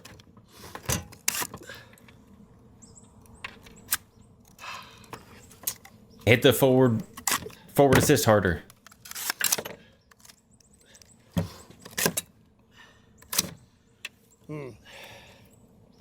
Okay. Let's try a different mag with fresh ammo. Another 20 round mag. See, is it just the mag? Okay. Still No. won't do it. It will not get As that bolt other tests show, it depends on the mud. all the way forward. I think as soon as you get a little bit of graininess in there, it's just All right. over. That round is chambered all the way in. Let's just go ahead and put the good mag in it.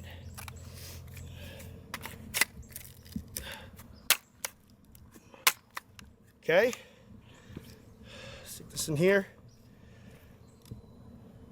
Safety off. Let's see what happens. I don't really have a lot of confidence in it, but we're gonna find out. Okay, moment of truth. Here we go. It went off at least once.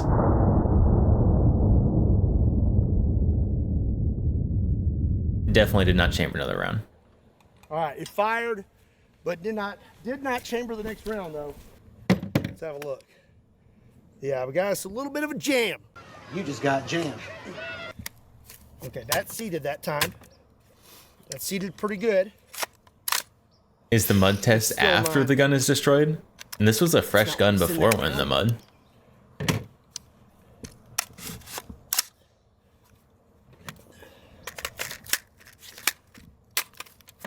It's got mud all over my face. Let's give it one more pull, right? Let's give it one more shot. All right, so fired again, but did not chamber the next round. You can do one So shot real at a quick, time. Let me show you the inside of this thing. It actually doesn't look that bad. And inside here doesn't look awful. I think we've just got some grime stuck up all inside that thing, and it just needs to be cleaned really good. But then again, whew, That bolt's looking kind of rough. I mean, look inside that. Definitely got some rusting going on the inside. I think the in-range tests AK did worse than AR. They use soupy, sandy mud. I mean, in the Kentucky Ballistics AK one, he was digging out like sandy dirt.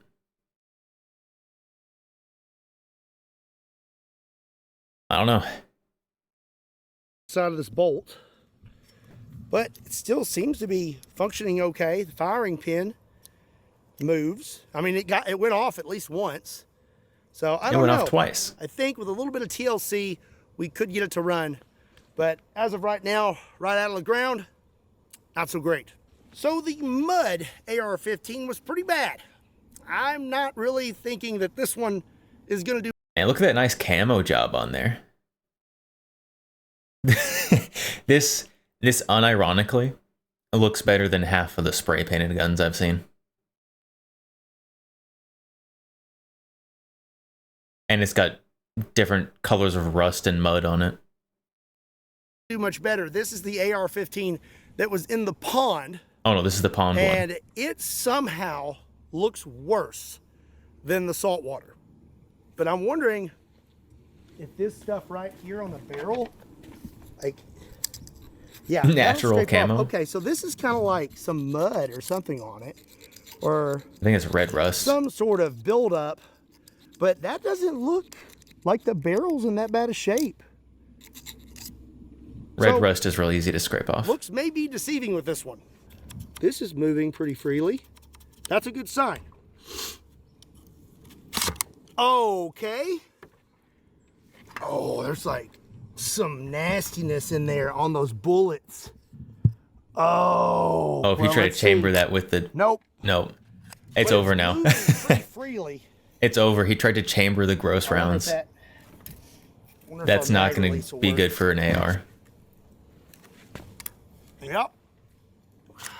Buff it out. If you have red rust, you can buff it out super easy. Oh, those bullets look crazy. Look at those. They're all black tip now. That first one had some nastiness on it. Hey, yo.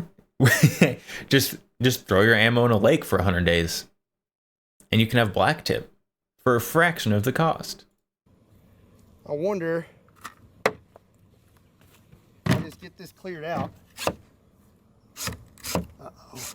That's not good. How about our bolt catch works too? Well, I'm actually feeling pretty good about this one. Let's see if I can get that bullet out of there. Okay, did. Got some gunk all up in there. Yeah. Mag in. Oh. Now, as soon as you get gunk in the locking surfaces of an AR, it's over. Nope. Just like the mud.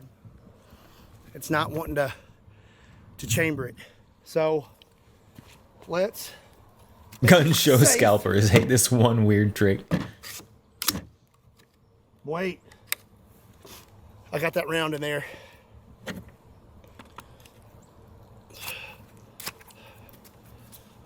Let's see what happens.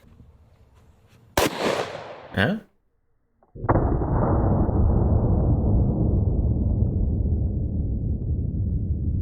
I don't know if I'm more impressed with the AR going off or the fact that that ammo actually fired. Click on the second round. So already we're off to a better start. Oh, okay. Okay.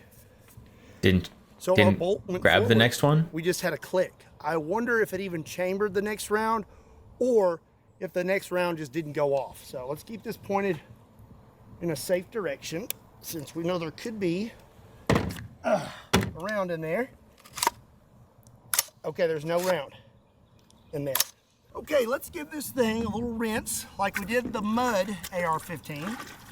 This mag doesn't look bad. The ammo looks bad. Is there a torture test with a polymer upper? I don't think it's the mag. There's It's like burn downs with polymers. Polymer uppers and lowers. receiver. I don't think this I don't know if there's anything like this. Rinse that sucker off.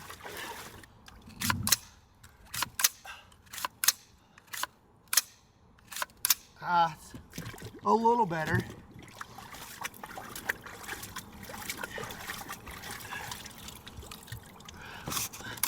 Ow! Ah! My eye! Perfectly got a drop of water under his goggles.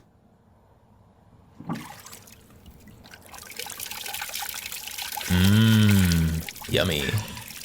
Third world water.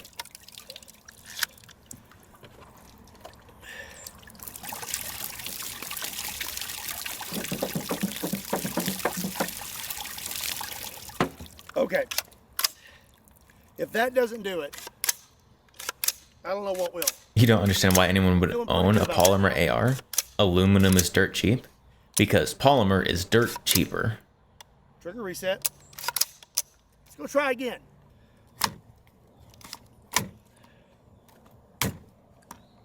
All right, mag's in there. Is gonna chamber the round. It's getting dark out there. Oh, we are in business. Okay, let's see if it runs through the remaining rounds. Safety's off. All right. Went click. It fired again, just went click. We did chamber the next round. Oh, no, did not chamber the next round. So I think he now might I'm be having wondering, magazine issues. is that ammo pretty bad? Will good ammo produce enough force to push that bolt back and chamber the next round? Grit is the culprit. Grit is almost always the culprit. Let's find out, shall we? Okie dokie. Here we go. Nope. Okay, so again, it's looking like mud and water. Not so great for these guns. Who could have guessed? Yeah, we got some buildup in there. Looks like the Oh. same buildup that's on Oh, that's not good. the barrel. Inside there doesn't, I mean, that doesn't look bad. Inside the upper, looks pretty good. This bolt really doesn't look bad. I mean, the one that was buried looks worse than this. Look at that. Like there's no rust, much of anything in there. That I mean, bolt this thing does looks look pretty okay. solid. Again, with this AR-15, I really do think if Throw in I a took sonic it cleaner. and It'll I be was fine. able to spend some time with it, take it to dinner, maybe a nice movie, and then clean it up real good, it would probably function just right. Because sometimes that's all they need, you know? They just need some love. So now there is only one AR-15 to test out, and that is the one Ice. that has been frozen for over 100 days. It has been thawing while we shoot the other ARs, and it looks like it's pretty much thawed out. Let's see if it functions. I'm going to say that it is. It looks almost perfect. I would shoulder fire this, but you know, what if that barrel has got ice in it or it ruptured? So at least for the first shot, let's pull a string. But first, see if it'll I think probably the most likely thing to rupture for ice would be the gas tube, right? chamber. The barrel's Oh, way more sturdy than the gas tube. looking pretty good. It's looking pretty good. All right, let's see how she does. Oh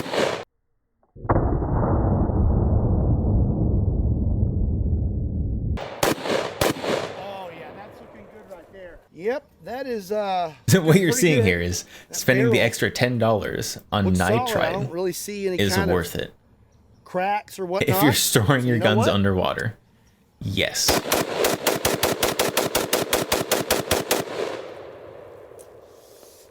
Yep, that is pretty sweet. This thing looks brand new. You would never even know that this has been in my deep freezer for over 100 days. Okay, looking at the insides, they look brand new. They look perfect. There's not a sign of rust Freezer gun, or pretty all anything right. inside there. That's looking good. Charging handle looks good. Bolt Looks fantastic. Nothing. Not a single sign on it. So a quick summary on today's video. How The long did you ice thaw air- it? Like earlier that day. What's the point of freezing thawing?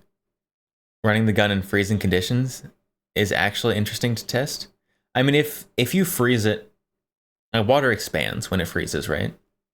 So you can have issues where like you freeze it and the water expands and breaks something or pushes something out of spec or something. So it's not the same as like the Grand Thumb ice tests, but it is testing things. AR-15 is absolutely perfect. The saltwater AR-15, surprisingly, did quite well and actually ran through all of its ammo. The pond AR-15, not so great. We got it to fire at least once, but I think it needs a little bit of TLC. And even then, I don't know if it would function perfectly, but it would function a little better than what it's doing. And the mud AR-15, I'm gonna say, is just about as bad as the pond AR-15. We got it to fire at least once, and I do believe that Didn't he get both of those up, to fire twice? gave it some fresh ammo, it would definitely run better than what it is now. All in all, I am pretty impressed with these AR-15s, especially since these are on the cheaper end. These are the cheapest AR-15s that I could find. And I assume that if I did this same test to a higher end AR-15 with higher quality parts and coating, it would most likely perform better than these. But at the end of the day, I'm gonna say that storing your firearms inside mud, a pond, the ocean, or a freezer, probably not the best idea. Well, that's going to be it for The today's freezer was video. okay. I hope you You can store them enjoyed in the it. If you freezer. did, be sure and give it a like and hit that subscribe button. Ocean water, Also, be sure to check better me than out pond on water? all other social Not for the AKs.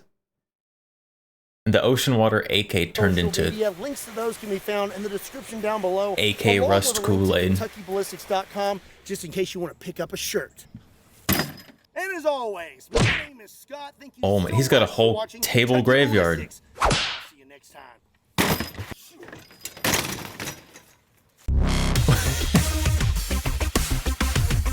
Archaeologists are gonna dig up that table graveyard someday and wonder what the massacre was.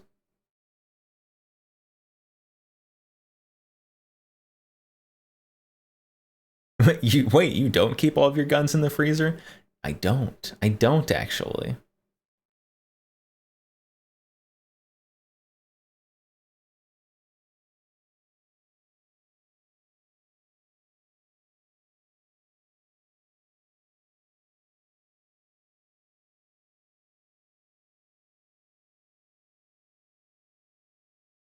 When is the last time the FAL got some love? What kind of love? Like, what are we talking, like quality time? Some words of affection? It gets words of affection pretty often.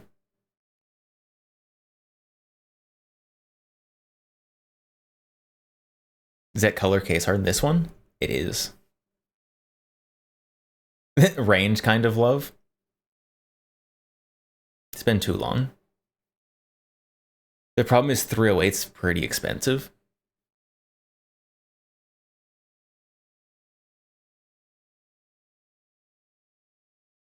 And so I don't get to shoot my 308 guns as much as I would like. Yeah, this one is case hardened. Ooh. Pretty nicely case hardened.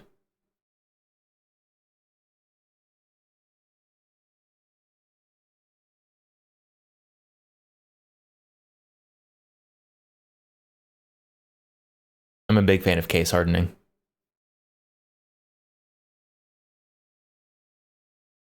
It's the Boomer Nebula finish.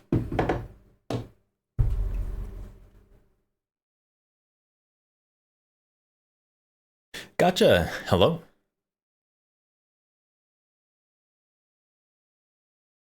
Yes, this right here. This is my newest gun.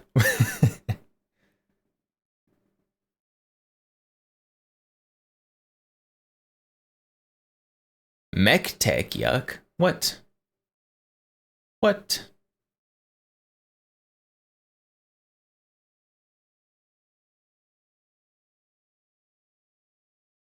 Get 308 went on sale.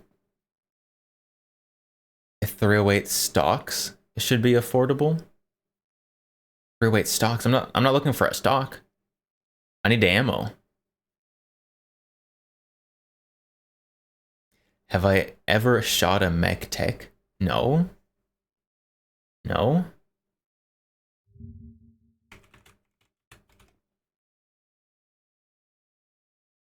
What is a mech tech? I don't know off the top of my head what that is. Oh, never mind. I know what those are. Oh no, I know what that is. I had blocked that from my mind.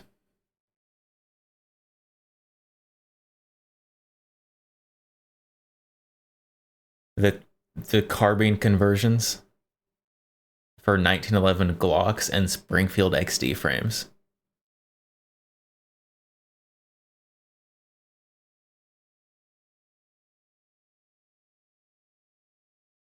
Those are awful. I should get one, shouldn't I?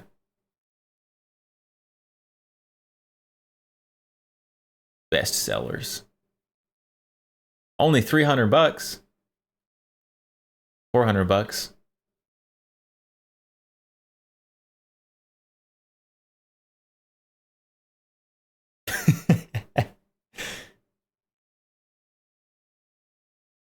Oh, look at, oh, it's got the carry handle.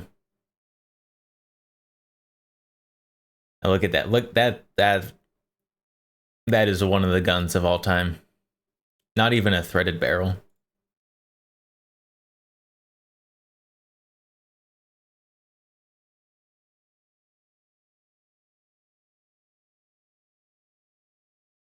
They have the worst buffer tube sproing you've ever experienced. The whole thing is like a buffer tube.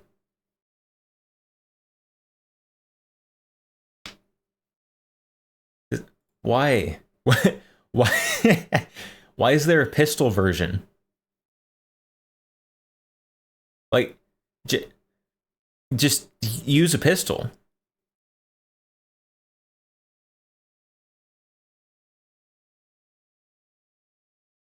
Oh.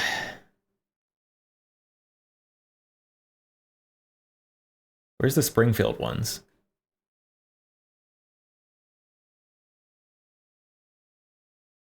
These are all 1911s and Glocks. Where's the Springfield ones? I've been scammed. Scammed. I need to know where to grip it. I need it to tell me. So I need the Springfield one. It looks like a Khyber Pass creation. Khyber Pass inspired. I would believe it.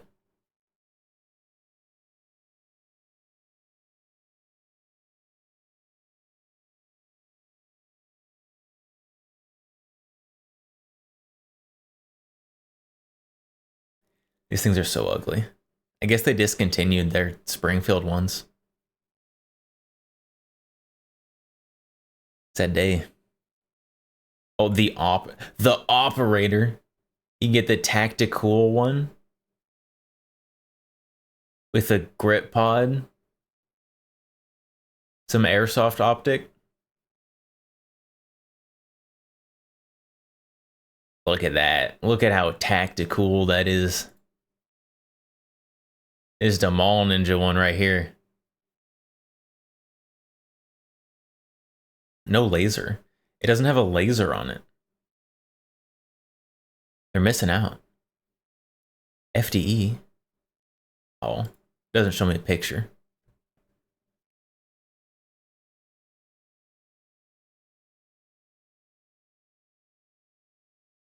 You have a great idea. What if we took a locked action gun and turned it into a blowback tube gun? It's a great idea. I don't think nothing could go wrong.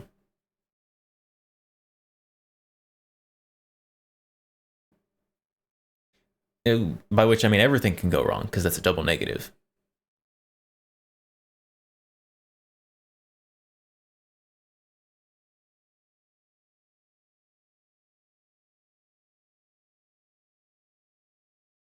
These things are terrible.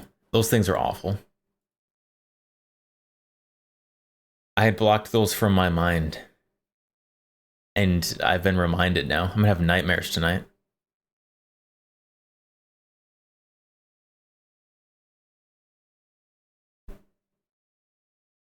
Oh, you can build custom ones. Choose buttstock. Start now. Handgun. Oh my. 10 millimeter.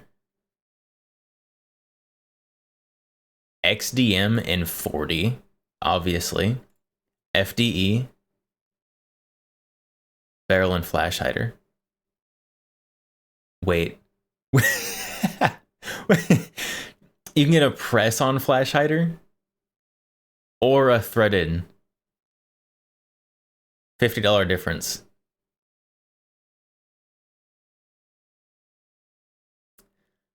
Alright, threaded with muzzle brake. The one you shot was the 10 millimeter Glock 20. It sucked so bad. I would imagine. I can imagine that would suck very bad.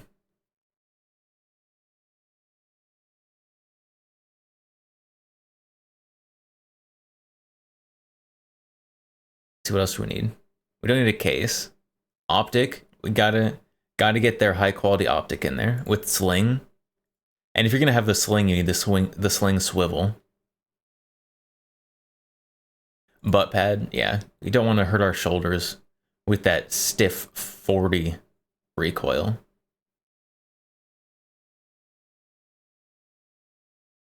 Because we don't need the 1911 ramped barrel, because we're making the XD. There you go. There you go. Only $700, chat.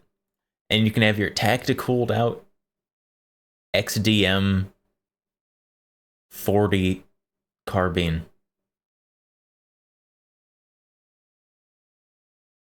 To impress all the thuds at the range.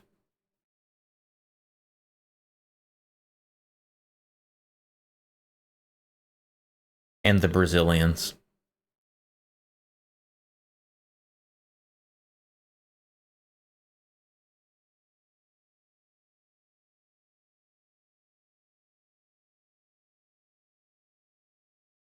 These are awful. I hate it. I hate that there's a custom builder for it. Oh, what else do they have? 1911's 45 Super. 10. 460 Roland. You can get a 460 Roland Mech Tech.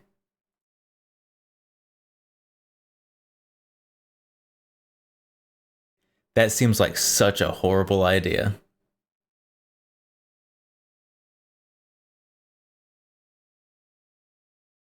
You thought Brazilians only like their open bolt tubes? They have some closed bolt ones. Like the new HS ones that they ordered.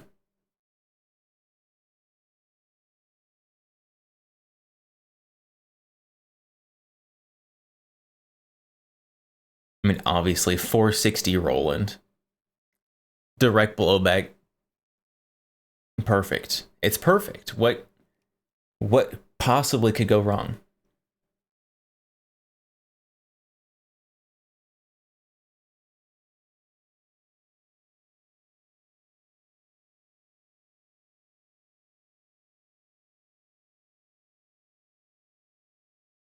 A lower / pistol frame does not come with the carbine conversion kit. Man.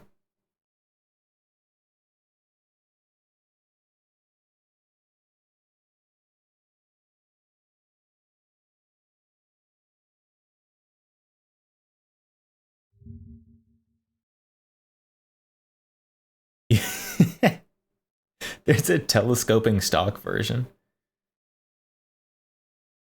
That looks sturdy right there.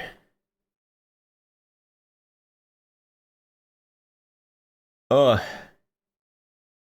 How do they get more cursed the longer I look?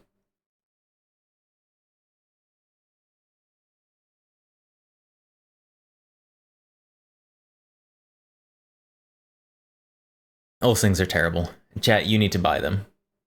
The year is 2020. Because I'm not going to. Because that's bad, but not like a good kind of bad that I like.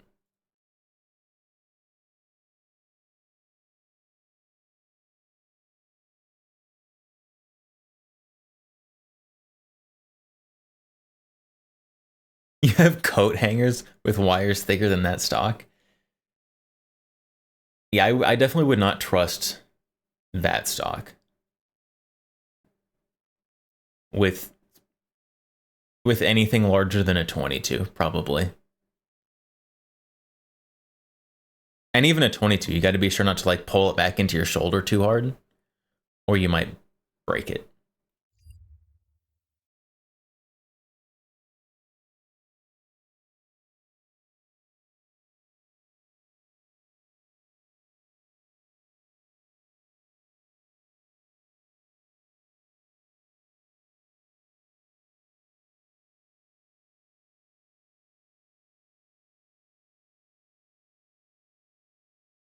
I don't know, with how much some AR-15 enjoyers love coat hangers, I'm surprised nobody's made a coat hanger stock for the AR-15 as a meme.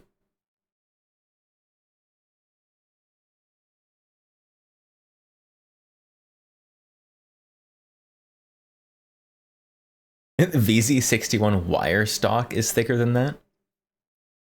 The VZ61 wire stock has somehow less surface area and less ergonomics than most pistol braces, but it's still considered a stock.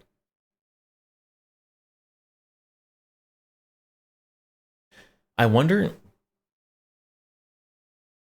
if you sent a letter to the ATF asking for approval for a brace, and you just sent him a picture of the VZ61 stock. If you could get a letter from the ATF saying it's just a brace.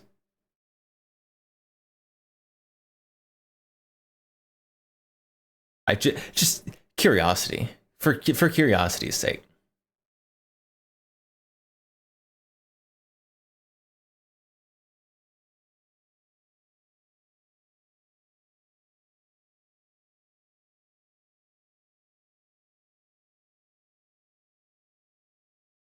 Stop. Yamero. Chotomate.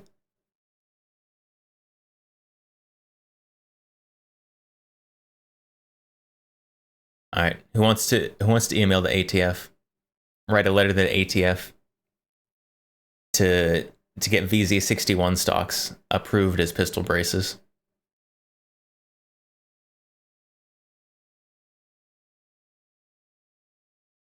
You haven't checked, but ignoring design intent, it might have passed as a brace with the worksheet they had early on.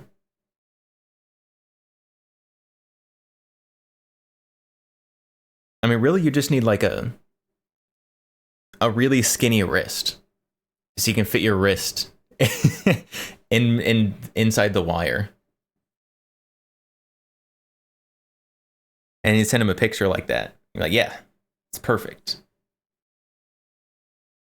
Chat, do you know anyone with particularly skinny wrists? Besides me?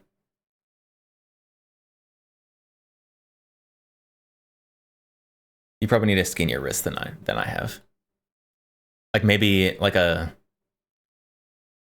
small child that's into shooting sports.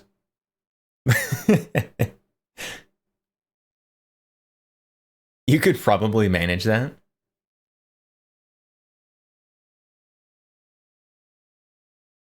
I mean, I've got a VZ61 stock somewhere. I don't know where it is. I have to go find it.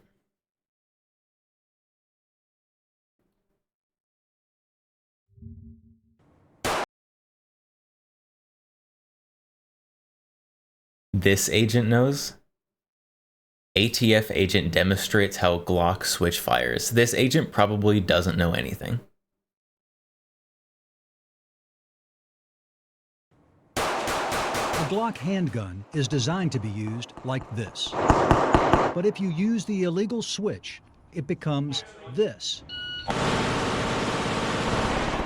Now it can fire up to 30 rounds in just 2 seconds. Nice. You know, I would hate to work for the ATF. That'd be awful.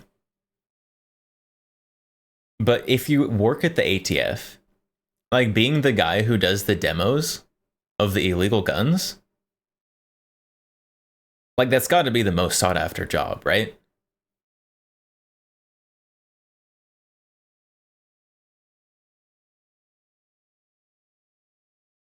Like if the ATF contacted me and they were like, hey,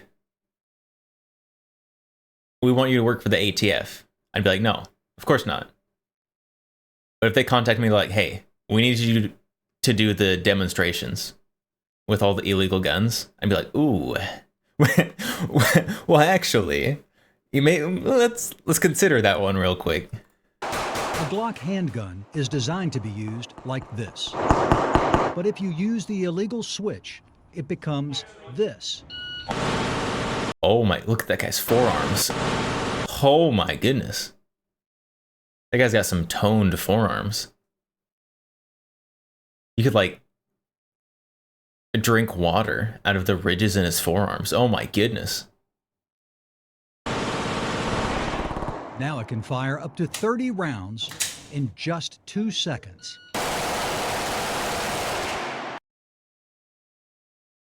Now it can fire Made a bowl out of it. up to 30 rounds in just 2 seconds. This guy does have pretty good control, though. That guy does have impressive recoil control on that. Which, I mean, of course, like it's his job to do these demos. Go to comments. Oh no. The one ATF agent that knows how to handle a firearm. Quite literally, this is the only ATF agent that has ever handled a loaded firearm. Oh my god, this is the one and only ATF agent that knows how to properly use a firearm.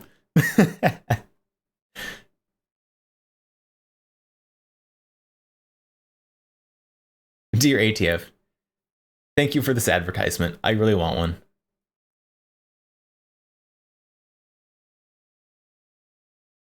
That's wonderful. Everyone down here is thinking with like the same brain cell. Little did you know, they had to fly this guy in from Alaska. He's the one ATF agent that can shoot well.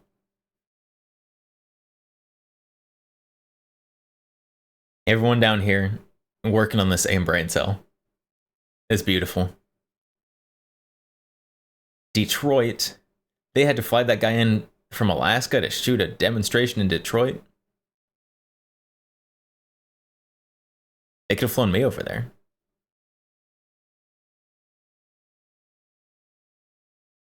Not letting your dog see him.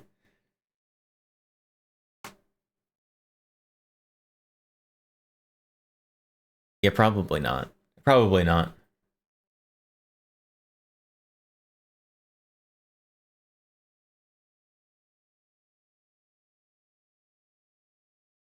Look at that target.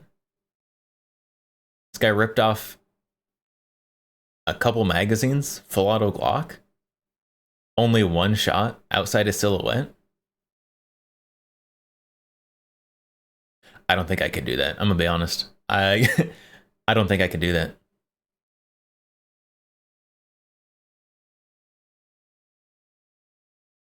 Crazy good control. It is honestly very good. I mean, if you're gonna show a demonstration and like kind of make people afraid of these, be like, "Oh, look how scary this is." You can't have some guy that gets like 3 or 4 shots in a line going off the target and puts a bunch of rounds into the ceiling. Then it makes it look not very scary. You wonder how many range sessions he's had with the Switch? Probably quite a few. If I had access to a Glock Switch and government-funded ammo, I would use it all the time. I mean, you gotta be practiced for your demonstrations.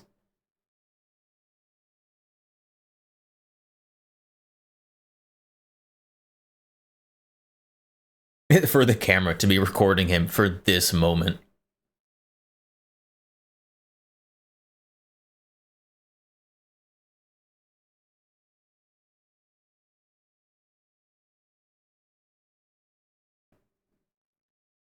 One week, 8-hour sessions a day. This guy spends 40 hours a week shooting the auto Glock.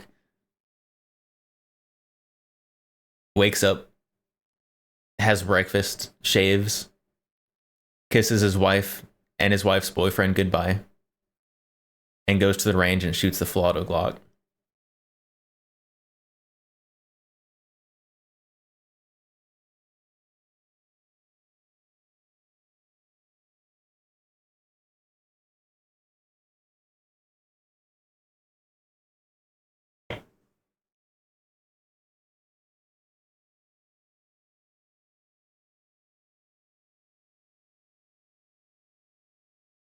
I need to go shooting. It's been far too long since I've been shooting.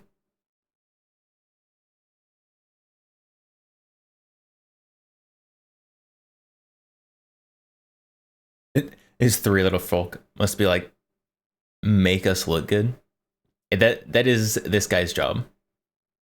Although to be fair, and that was also the job of the ATF expert who took like a minute and a half to disassemble a Glock.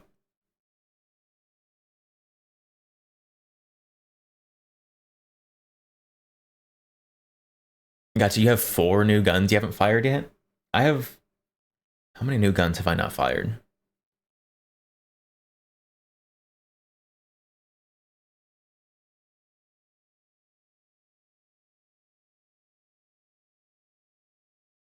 I think I have 3. I have 3 new guns I haven't fired.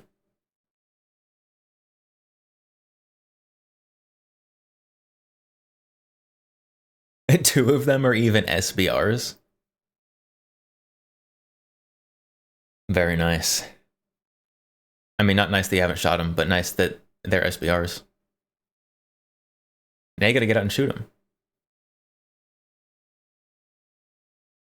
Give those babies some love. SBRs deserve extra love. You had to pay the government to have them.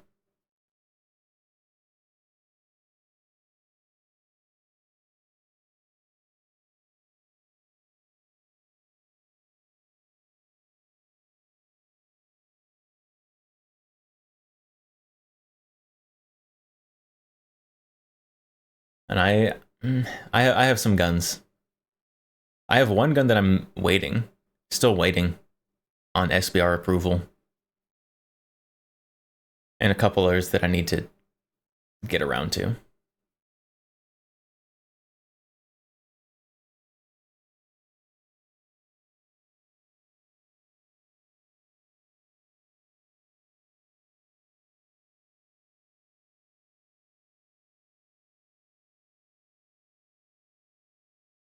I did, however, I ordered like because I realized that having like my NFA and like trust paperwork just like in a pile, it's not ideal. It's not wonderful. So I ordered a nice like leather like 3-ring binder and some page protectors to put it in. so I can look extra fancy with it. I'm upgrading from pile of papers in the corner to fancy binder.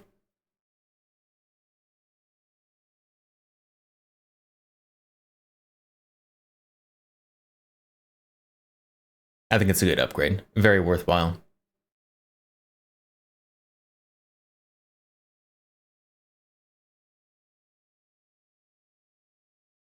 Ruger 22. Nice looking little pistol. It is.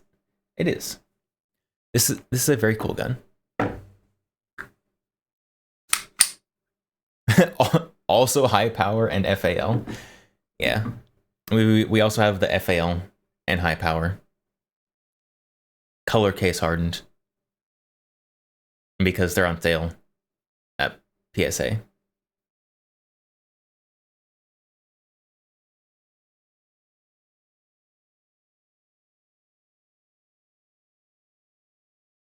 FN guns, your beloved.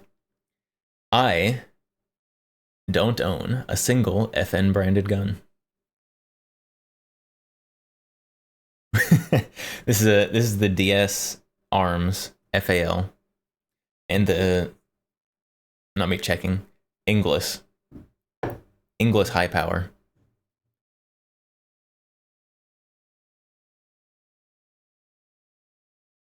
But Inglis made high powers.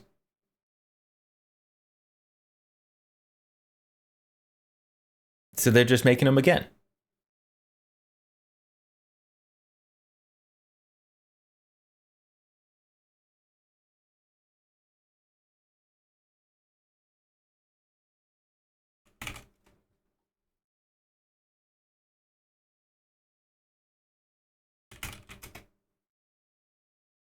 And they are still on sale at PSA. You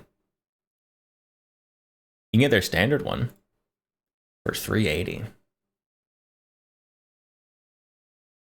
You have to replace the grips for sure. You can't have polymer grips on a high power. It's a sin. But $380 for just a standard reproduction high power. Pretty good. Grips look stinky. Yeah, you need wood grips on the high power.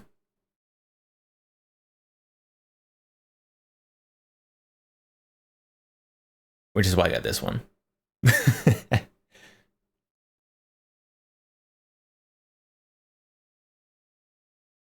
I mean, that's partly why I got this one. Partly because of wood grips, and also a case hardening. But if you're gonna upgrade, if you're gonna get this one and then upgrade the grips, buying grips, if you're getting like the cheap wood grips, then it's like 50, 60 bucks.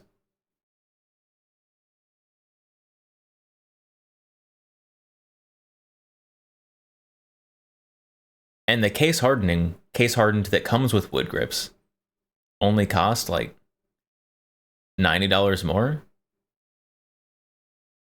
And so the case hardening definitely is worth like the $30 extra.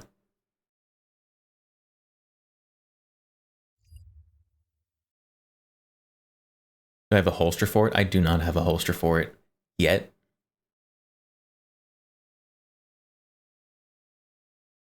What webbing do I use for webbing? Webbing? You're giving me far too much credit.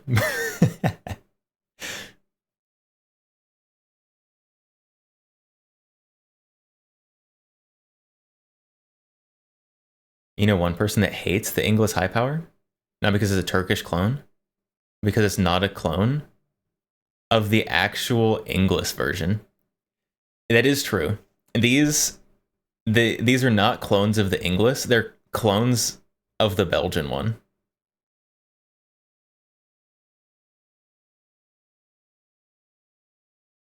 Like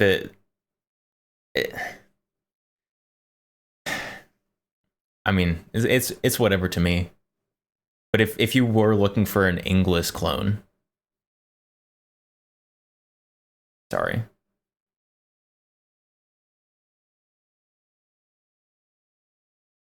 You'd get one if you didn't live in firearm Kukistan. Which one? Massachusetts? California? New York? I think you can have these in Illinois. It's only a 15 round mag, and I think that's their limit.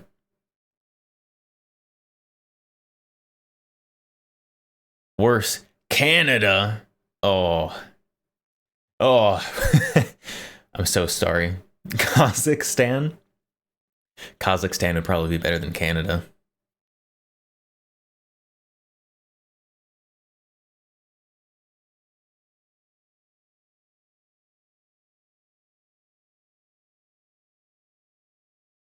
What are Kazakhstan's gun laws? How do I spell Kazakhstan?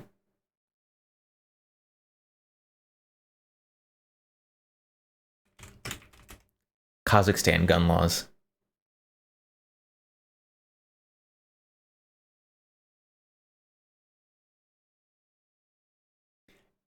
AI overview. In Kazakhstan, citizens can legally purchase firearms for self-defense, hunting, and sports with permits and restrictions, including limits on the number of weapons and age requirements. Sounds pretty standard. Pretty standard international gun laws.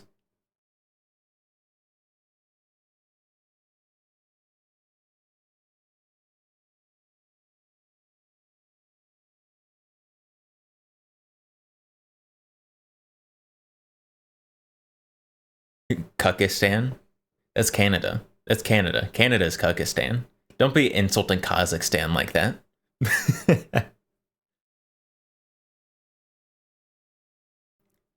They banned M1 carbines? And you're still recovering from that? Of course. M1 carbines are a scary weapon of war. You can't be having that just roaming the streets. It's still better than Canada. Kazakhstan seems to be unironically better than Canada.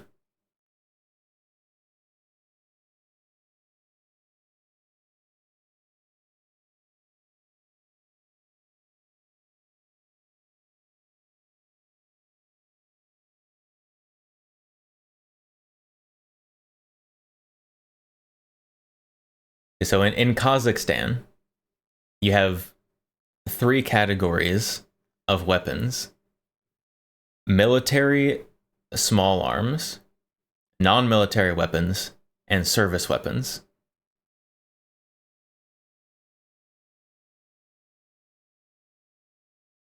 So civilians with the correct licenses can have non-military weapons,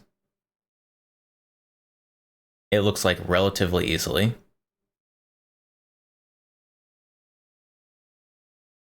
And with much harder to get license, you can have service weapons. And you have to be 21.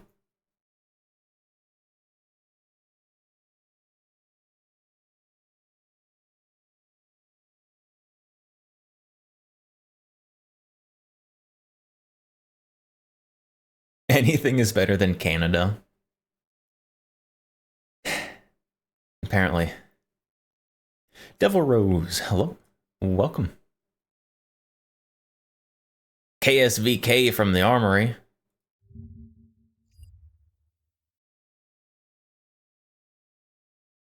"10 countries with the easiest gun laws in the world." When is this article written?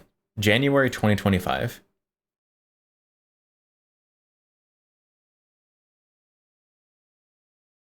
The United States of America is the best/easiest place in the world to own guns, period.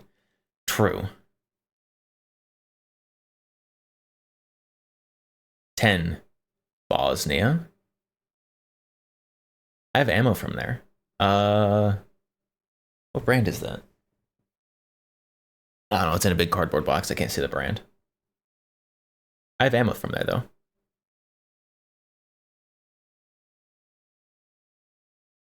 Igman? That's the one. Igman.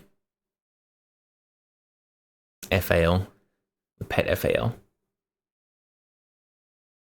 France at number 9. There's no way. There's no way France is at number 9. Finland. Okay, maybe. Argentina. I don't know much about Argentina gun laws. Norway. Panama.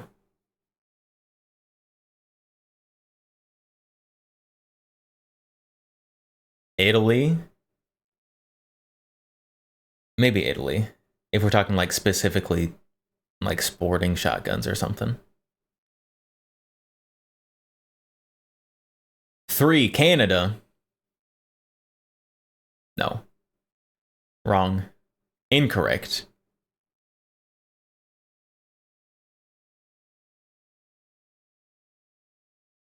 Czech Republic checks out.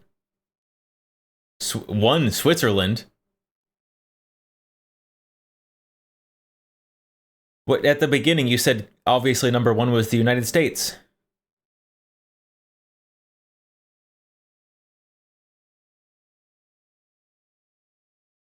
Can't believe this. What about like the Philippines? Brazil? Like what? There's no way France is above the Philippines.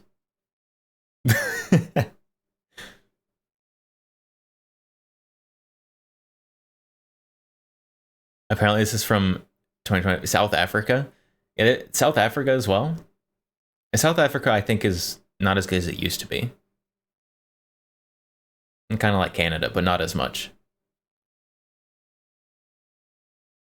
January 20th, 2025.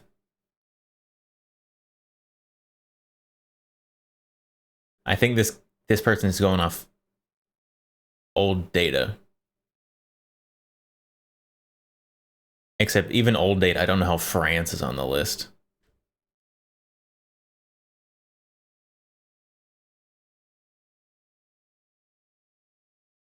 Very old data.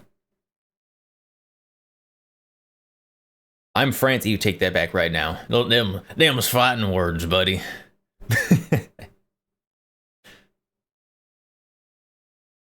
Leaf Simon hates freedom. I mean, there's some things on this list that make sense, but I don't know about Bosnia.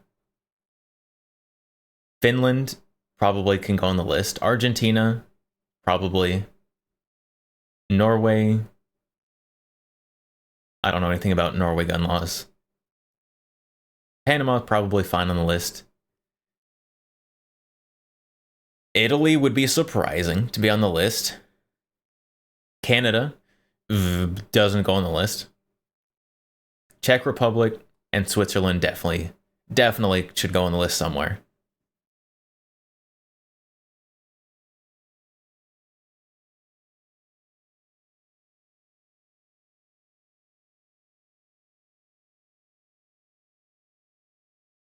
France, the smell of stinky feet country. Yeah, I've never been to France, but I hear that personal hygiene and making yourself not smell bad is not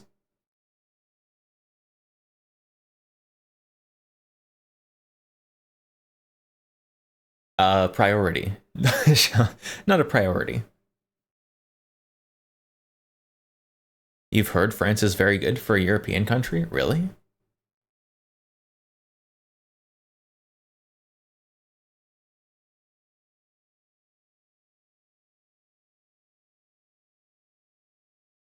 That is very surprising. I guess, I don't know, according to the statistics in this article, France has 20 guns for every 100 people.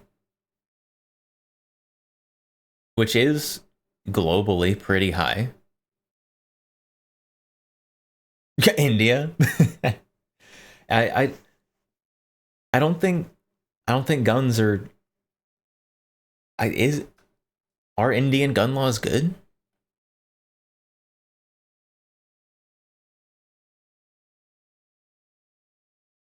Isn't India shot? There's a lot of countries that are shotguns only.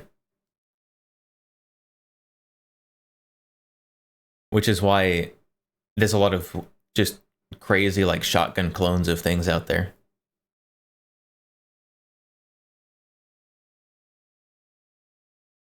You were talking about the smell. Oh, comparing the smell of France to the smell of India. I definitely would rather take a big sniff of France than a big sniff of India.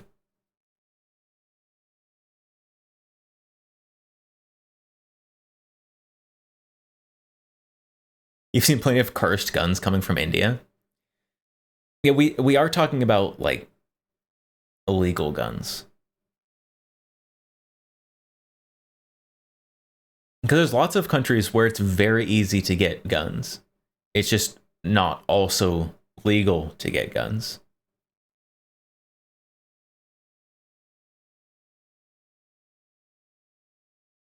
Such as lots of Africa.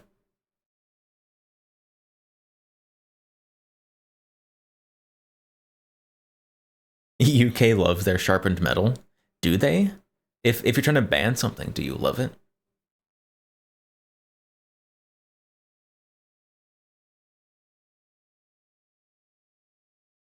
See, chat, would you rather get into a knife fight with a British roadman or a gunfight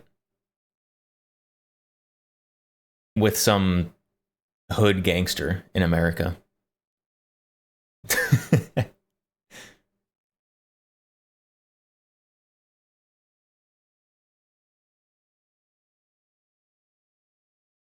Gunfight? I think I would go with the gunfight.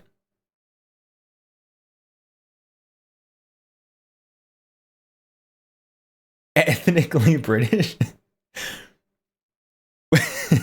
Does it matter? You're getting in a knife fight with the guy.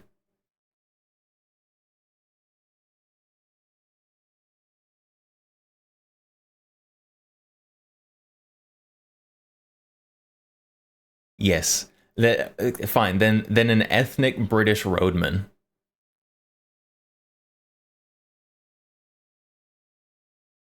And an ethnic American hood gangster.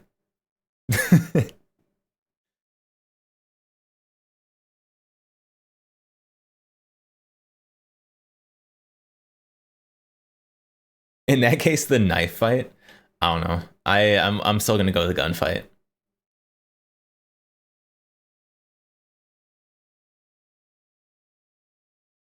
Knife fights are rough.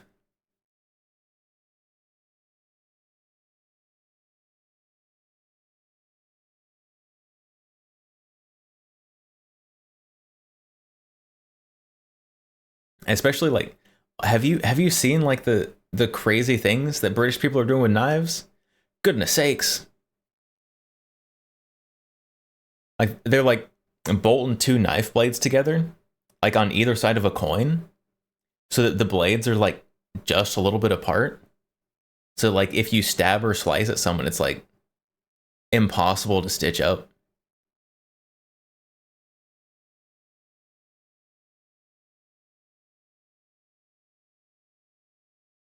Fool probably doesn't have sights and can't aim. Yeah, if you're going for the gunfight, you're gambling on the fact that they're untrained. Although same for the knife fight.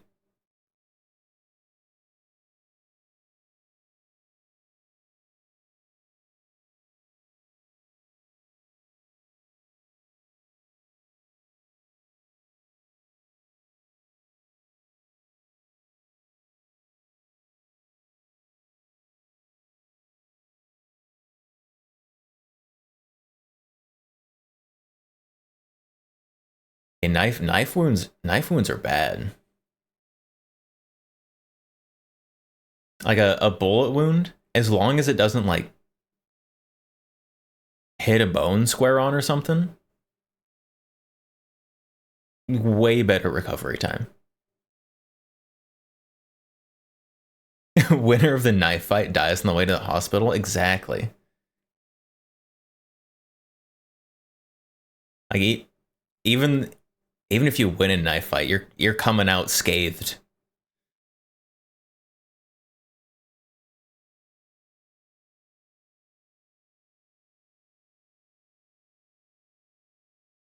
There was a documentary. A documentary on what? Stoners. You came out fine. You came out of a knife fight fine?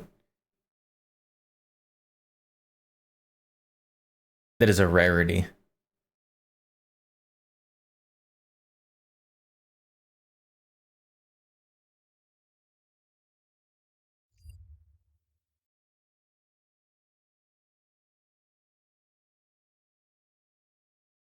The dude didn't wait. The dude didn't know you were in a knife fight with someone who didn't know they were in a knife fight. Hold on. Isn't that called assault?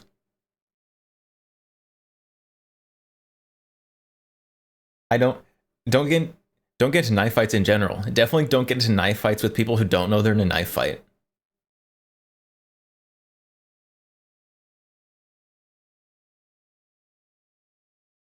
Of Saint Baton Rouge, Louisiana. Gang folks said if knife or gun. You think that's an assassination? It's only an assassination if someone is unalived. He had a knife but didn't know how to use it. And you was smart and had legs and ran. That yes. Yeah. That is the proper thing to do in a knife fight. Is run. The proper way to conduct a knife fight is to not fight.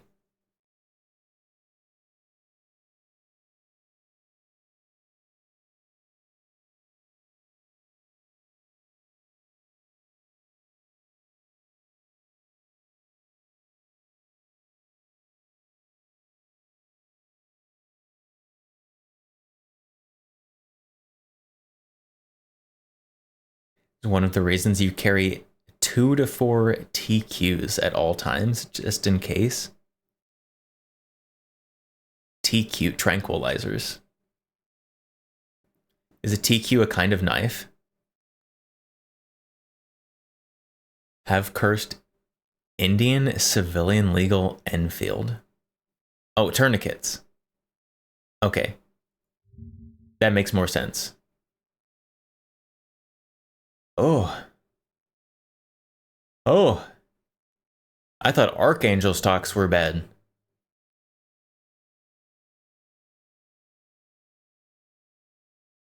They did everything in their power to make this beautiful Enfield look like a high point carbine.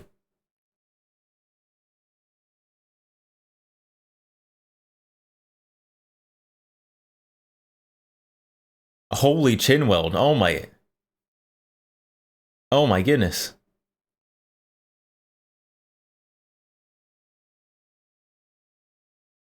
Oh, there's more pictures.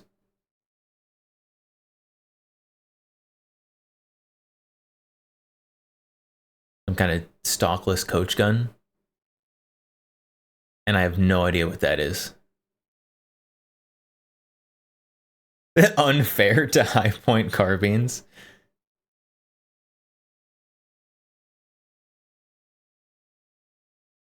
That's awful. I like the skeletonized grip there. It's a good, nice touch.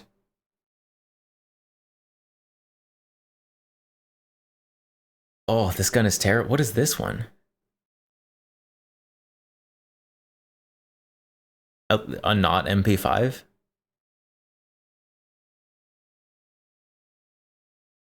What is on the end of the barrel? What is that?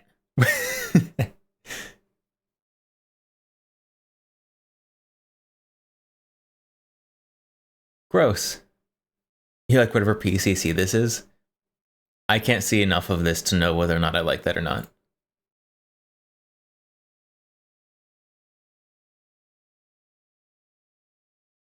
What is this?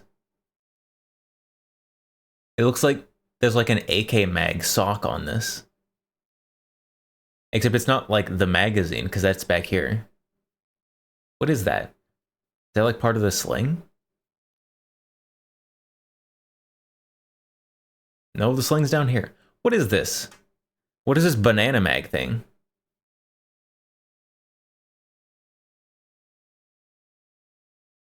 Stendo Bren.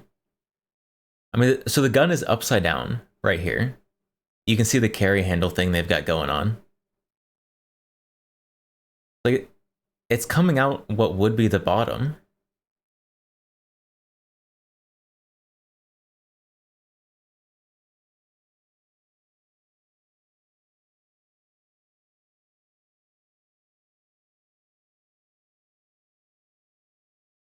It's so cursed. That's so awful.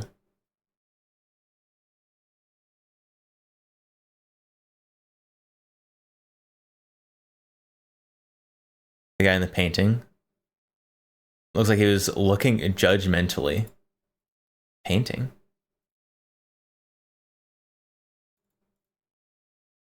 Oh, this guy? I also would be judging. You meant a Bren mag they had adapted? Ah. Maybe. But it's not in the gun. See, the bolt is back here. And you can see the little... It's got the corner of the little mag sticking out right there.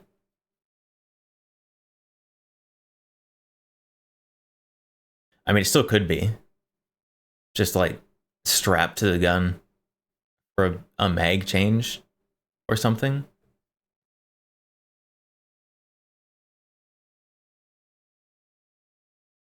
Wait. Hold on.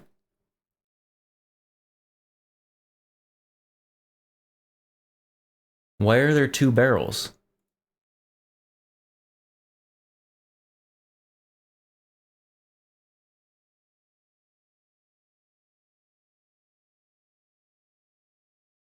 Is this a magazine for something else? So the top one obviously is the Enfield.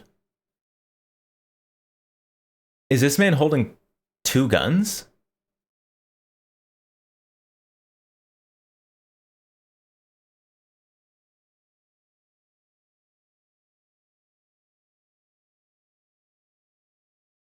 Is this some kind of underslung other gun? I have so many questions. Oh, it got smaller. Thanks.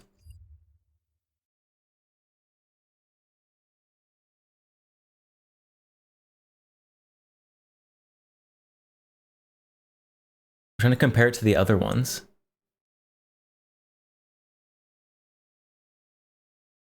Yeah, so the barrel coming out of the heat shield there obviously is the Enfield. What is this? What is that? We probably will never know. Go to 2943.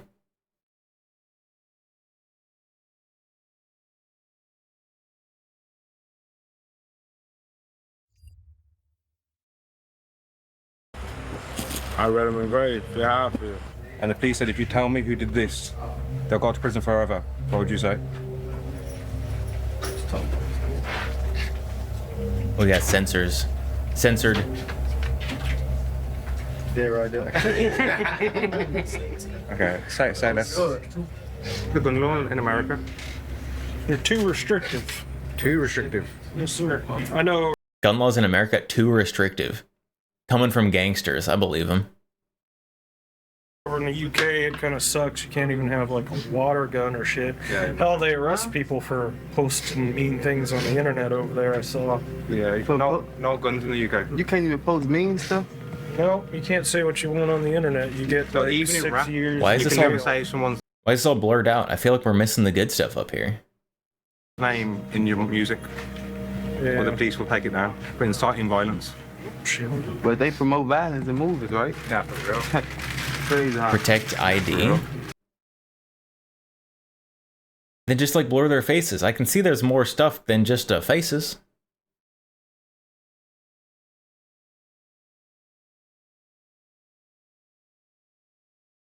crazy, right? All entertainment though, right?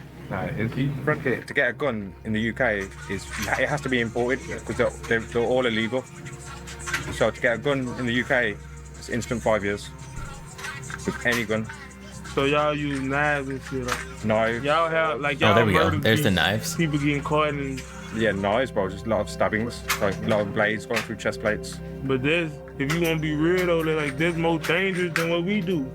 Like y'all gotta be face to face. You gotta real life be in close contact to do this. For sure, but I feel like when there's so many guns, the murder rate in this country and the murder rate in the UK aren't comparable. Yeah, but What? What do you mean they're not comparable? But that's, even if they weren't close, the whole point of a rate is to compare it.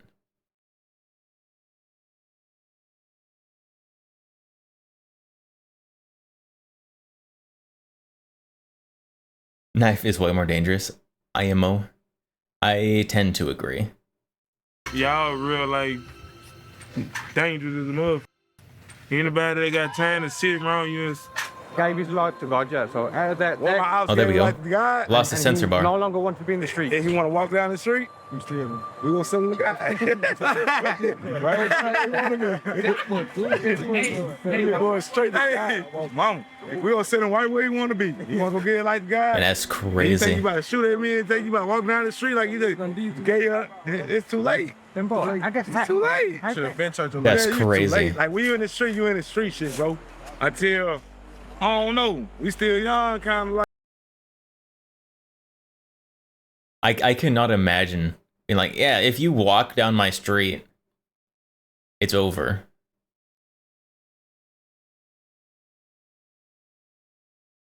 That's wild. Average low IQ nanny state spoon-fed Brit think. Yeah.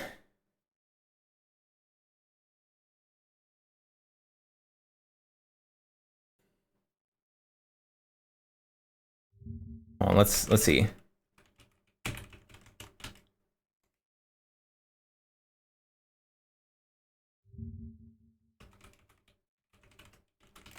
I gotta get some stats.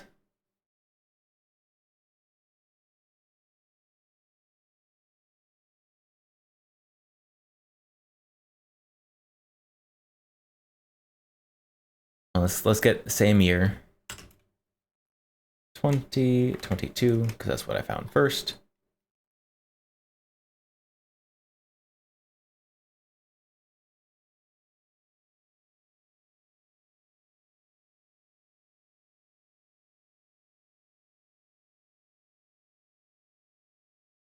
Why do you not use the same measurements?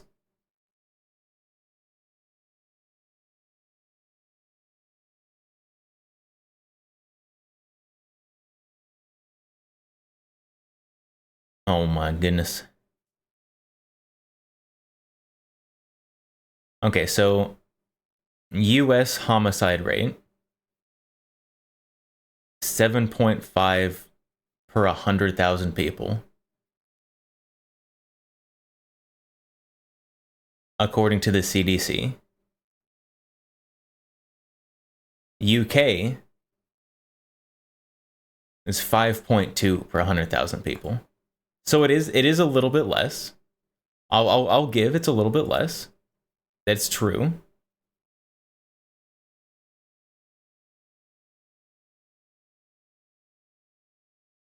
That's also from Wikipedia. So I don't know if Wikipedia is the same reliability as the CDC.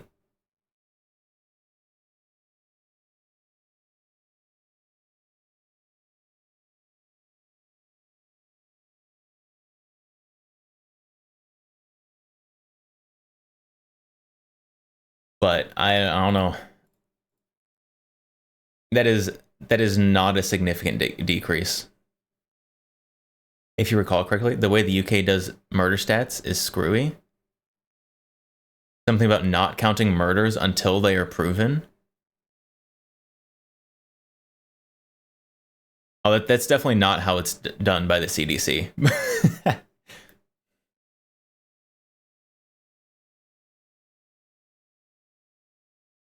So we're comparing two numbers that are measured differently.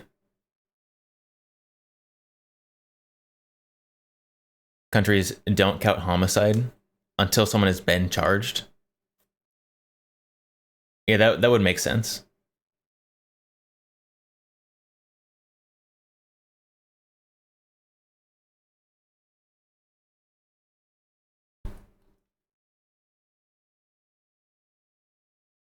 Also, just from people I've talked to, not about homicides in the UK, but about just other crimes. Like a lot of other crimes, like various kinds of assault and robberies and stuff, just aren't ever reported.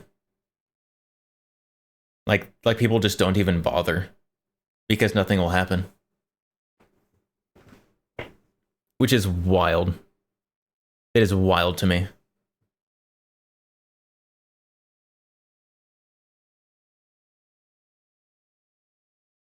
Happens but no report, yeah.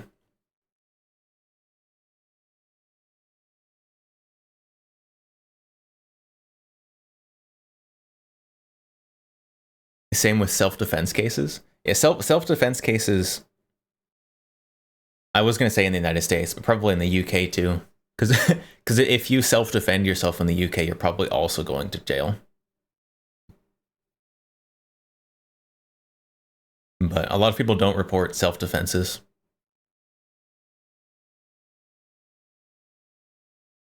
Did you hear about the fun new system UK introduced? Which one?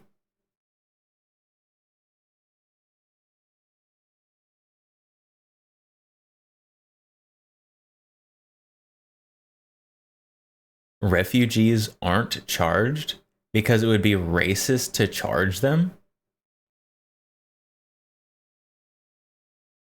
Huh? What? That's not how that works. Racist to charge migrants, like with crimes? I assume we're not talking about like cultural difference crimes.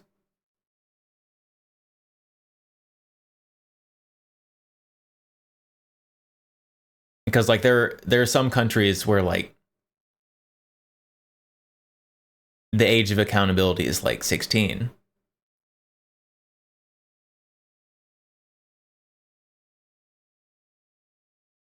And so like you can get married at 16 and stuff. I'm assuming we're not talking about things like that.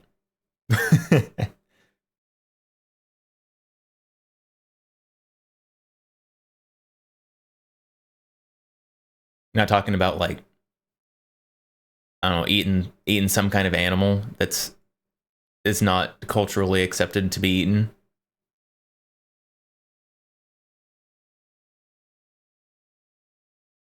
If the perp is from a marginalized group, anyone other than a straight white man, they're automatically given considerable lighter consideration for lighter sentencing. Man.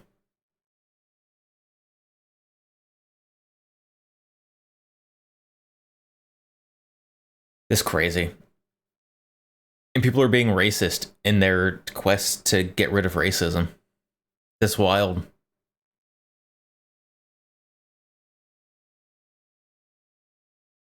Also, not new.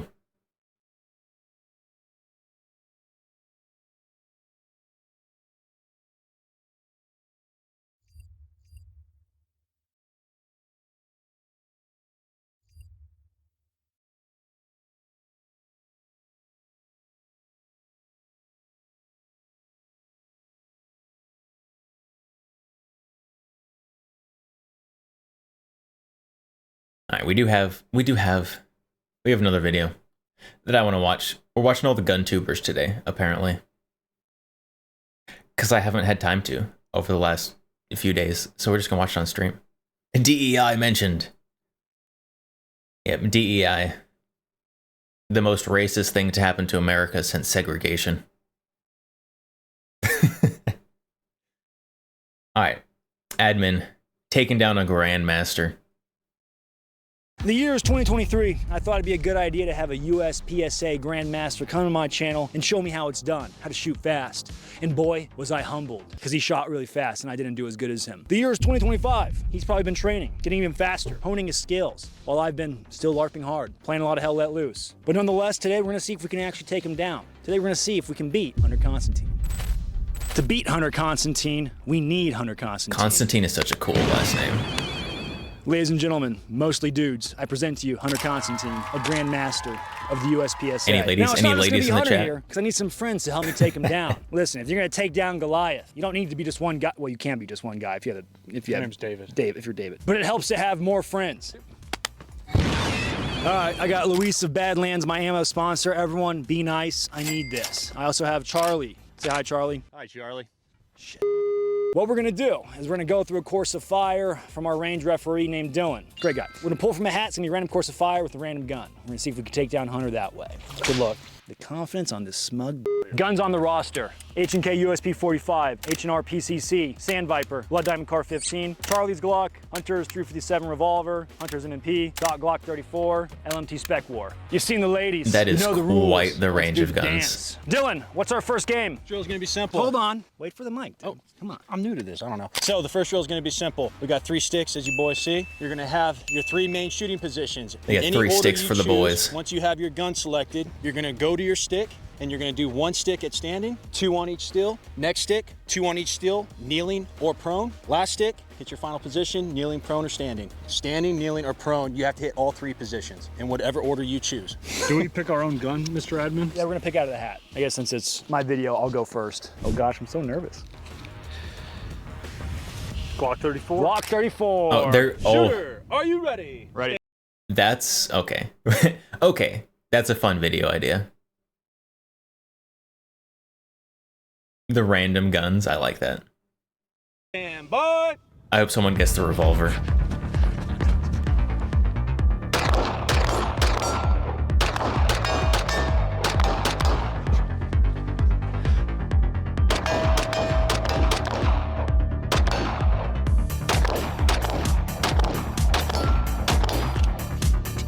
Oh, there's three steel.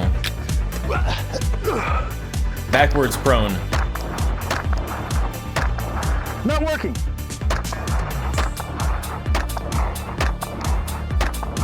Not working. This is not going well. Goodness sakes, how many rounds are in this Glock? I'm dead. So time, 4, 5, 8, 1. Let's just do, what, 5 seconds? 5 seconds, sure. So total time of 60, 81. Luck of the draw, so far not so good. Charlie, report front and center. Sand Viper. Yo, all right, I'll take it. All right. Shooter, are you ready? Oh, he's got the Terran Tactical Gucci'd out gun.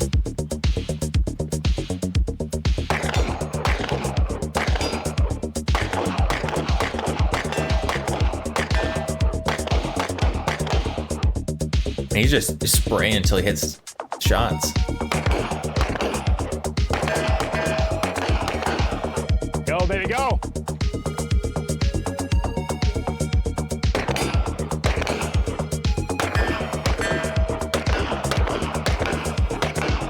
Oh, last round! Time? Time, 3037. That's quite a bit better. Charlie's Glonk. All right. Shooter, are you ready? Yep. Stand by.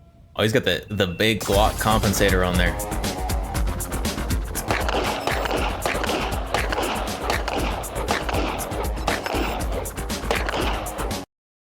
And I think I would do the furthest one last. If you've only got the rounds in the gun,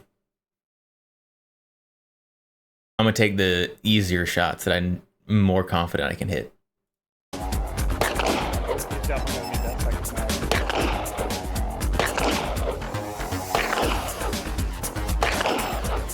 Oh no. Oh, there's one.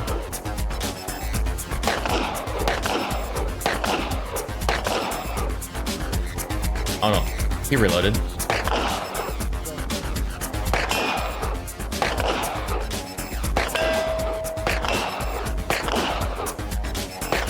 This guy is struggling. He's got performance anxiety. He's being filmed. You gotta stop. No. No. Keep going. No.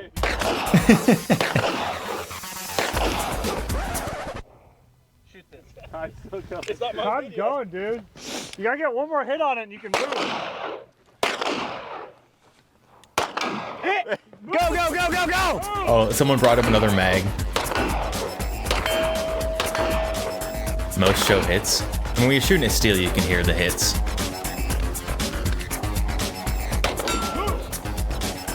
The synth music makes it a little more difficult.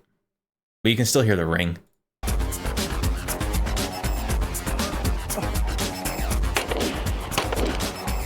Focus on your trigger press.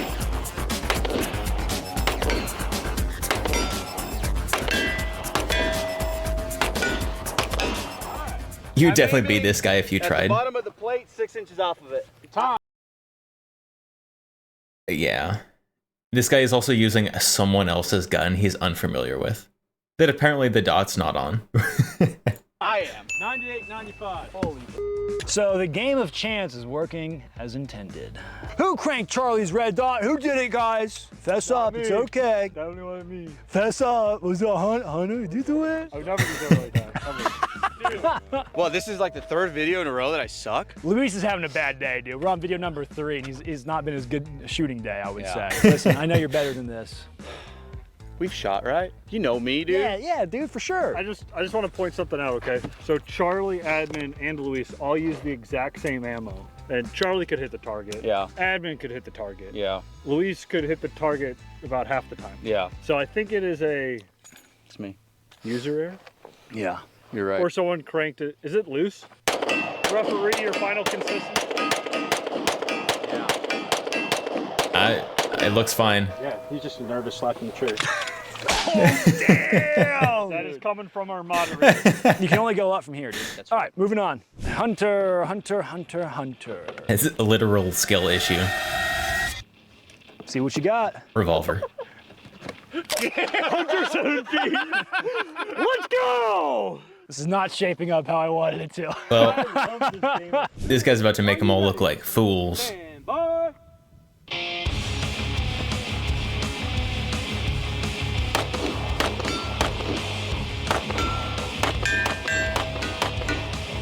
Oh.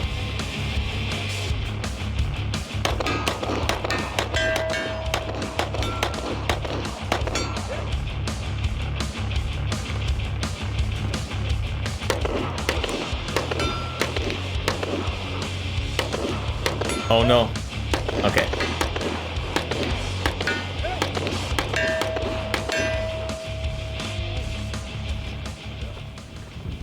Time, 32:69.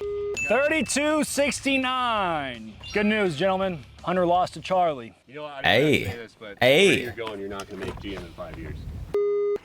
It's not that I'm trying to root against you. It's just that I'm really trying to have someone beat you right now. Yeah, Charlie beat me on that one. Yeah. I brought a pretty bad trigger press into that run. Wasn't steady on the sights. Either way, I lost. All right, so for this next drill, to keep things interesting, so we don't keep using the same guns, if on this drill, whatever gun you got on this drill, on the next drill, if you pull it again, you just pull it again until you get a different gun. It's been a rough day for you. Checks out. Makes sense. Things, listen, as guys from the Valley, I need you to pull it together. Valley? Okay, this Valley Tucson guys? guy. I can see him in your, this Tucson guy. Like Valley jacking girls? us up, dude.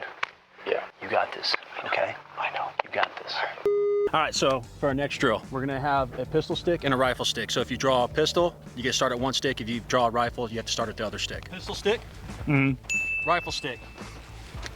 You're gonna start by loading at the table with whatever gun you have, running up to here. So you got your heart rate elevated a little bit. and then you're gonna stop, and it's a retreating bill drill. You have to be walking backwards. If you stand still to do your shots, each one of those shots count as a mic. From there, after your bill drill, you're gonna run back to here, 2 shots on each still, however you choose to do it. From here, here's the fun part. You got the D zone. While moving to your next stick, you gotta get 5 rounds on target. The drill is about movement. Game Master Dylan knows his stuff. I picked the right man for the job. Indeed, you can hire me as a headhunter because I know how to pick dudes. Huh? Oh, yeah, baby! Blood Diamond, car 15. Shooter, are you ready? Ready. Stand by.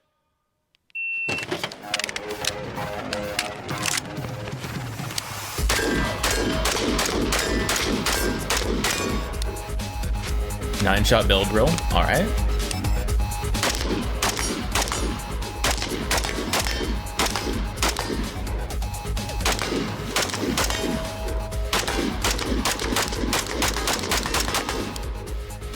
Was it too slow? So, time, 23:75. The shooting on the I move is counted pretty 3 difficult. mics. I had 5 shots on the first steel, and I counted 2 that didn't get on the steel before it got to the stick. I started shooting the other steel. 3 total. God dang it! 38, 75. Oh, Charlie's procedurals. H&R PCC. Good luck. All right, so context, the H&R PCC, the 9mm gun, is not zeroed with a dot, but he still's got irons. Are you ready? Stand by. Which H&R? Okay, 635. The DOE.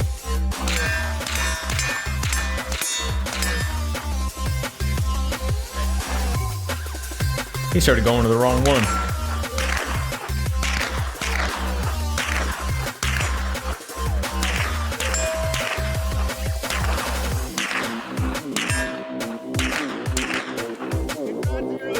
Use the iron.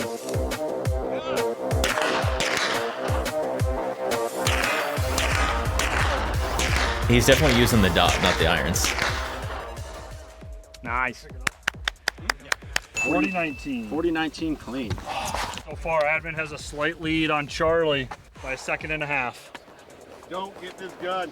Show him what you got. Show him what you got. Both not zeroed. That's very possible. Hopefully. My plan may work. If this can keep going well, we could potentially, as an aggregate, take down Hunter successfully. He's plotting and scheming. He's a dubious little creature, devious at heart. But still, help me God. Whoever I will gets the get my revolver vengeance just loses. in this life or the next. Admin's note didn't ask. Shooter, are you ready? Stand by. Fast with it.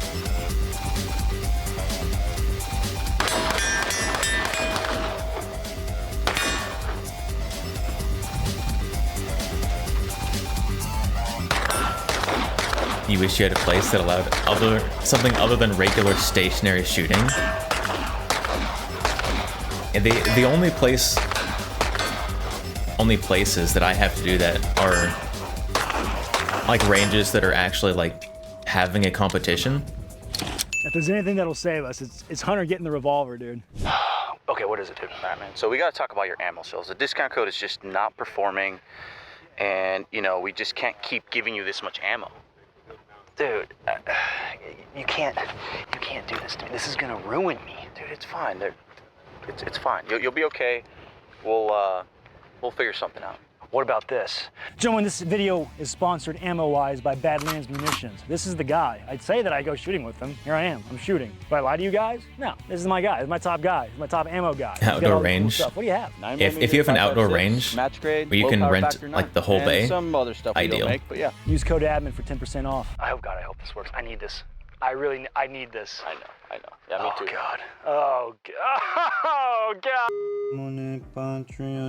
Oh, hey there. We also have to give a big thank you to Americana Pipe Dream Apparel. Fantastic young Zoomers getting after it in the milsurp space and arena. I like those guys a lot. They can take your milsurp drip to the next level. Night vision, knives, manuals, e-bikes, and of course, plenty of clothing. They have the rainbow knife. In your mother's basement, they're your go-to guys. Also, The Optics Nebula Planet, the knife. sponsor of the channel. Use code ADRES, get 7% off. Is that a kukri? Store.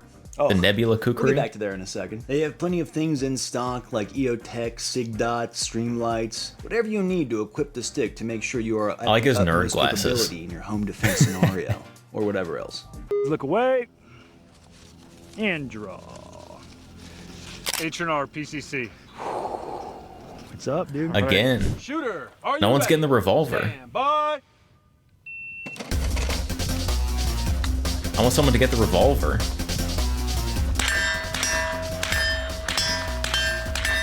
All right, boys, not off to a great start. Well, 0, but it's easier.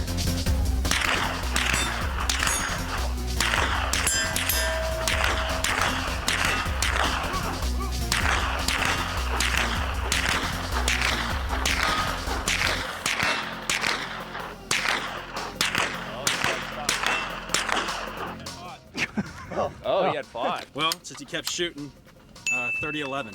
All right, Hunter won. Hunter takes the lead again. He was walking slow on that Belt, one. the best EDC belt on the market. Use code admin. I can't do math. Since you won that drill, we get to leave that plug. Explain what our next drill is. Badass revolver here, 5.86 comp L from Smith & Wesson. Factory comp, 7 shots, 357. We're gonna stand at 7 yards and we're gonna fire 7 shots on paper and we're going to see who gets the highest hit factor. They're all doing revolver? Competition shooters, so we're gonna do a little bit of math. Riddle me this, Batman. So basically 5 points per alpha, 4 points per Charlie, 2 points per delta. I finally learned what hit factor means. I finally learned. It's how many points you hit divided by time. So it's how many points you get per second. I finally figured out. I figured out what hit factor means. I figured it out like off stream. I was watching a video and someone was like, "Yeah, hit factor is just your score per second." I was like, "What? That's it?" Hit factor, yes, with a T, as in tango. Hit factor. So when people are talking about hit factor, they're talking about how many points they get per second.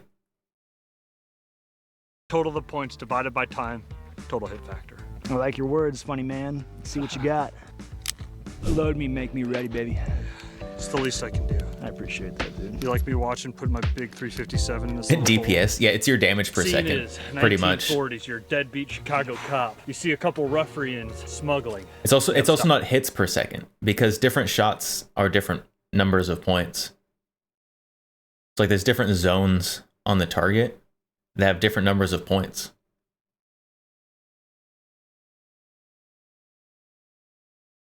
So it's not quite hits per second because different hits get different number of points.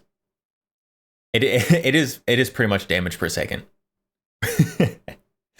So like if you're playing a video game, you get more damage if you hit someone in the center of mass, and if you hit them in the shoulder. Stop them.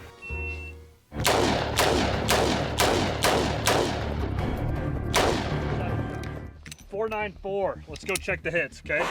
Not looking great, big dog. So we're gonna start with 35 points here. We're just gonna do He lost like a quarter second. It's just gonna be simpler for our math. So 35, 30, 25, 20, minus 1. So 19 divided by 494. 19 divided by 494. Let's do this real quick. It's my first time shooting it. 3846. I want an excuse. Let me have this. 3846. That was not my best performance in a long time. Coming from a Grandmaster's evaluation there, I'd say that double action trigger press was your enemy. You were just pressing right through that trigger, pulling it right into the black. Yeah, I should have just aimed way left. Yeah, you could always Kentucky windage it. I really have no idea how these cops even defeated any bad guys back in the day. Dude, no idea, man. Let alone Cowboys? Well, they had single action revolvers. Yeah, they had to cock it back every time. Yeah, so they had like a better trigger pull. Do you feel like the comp helped?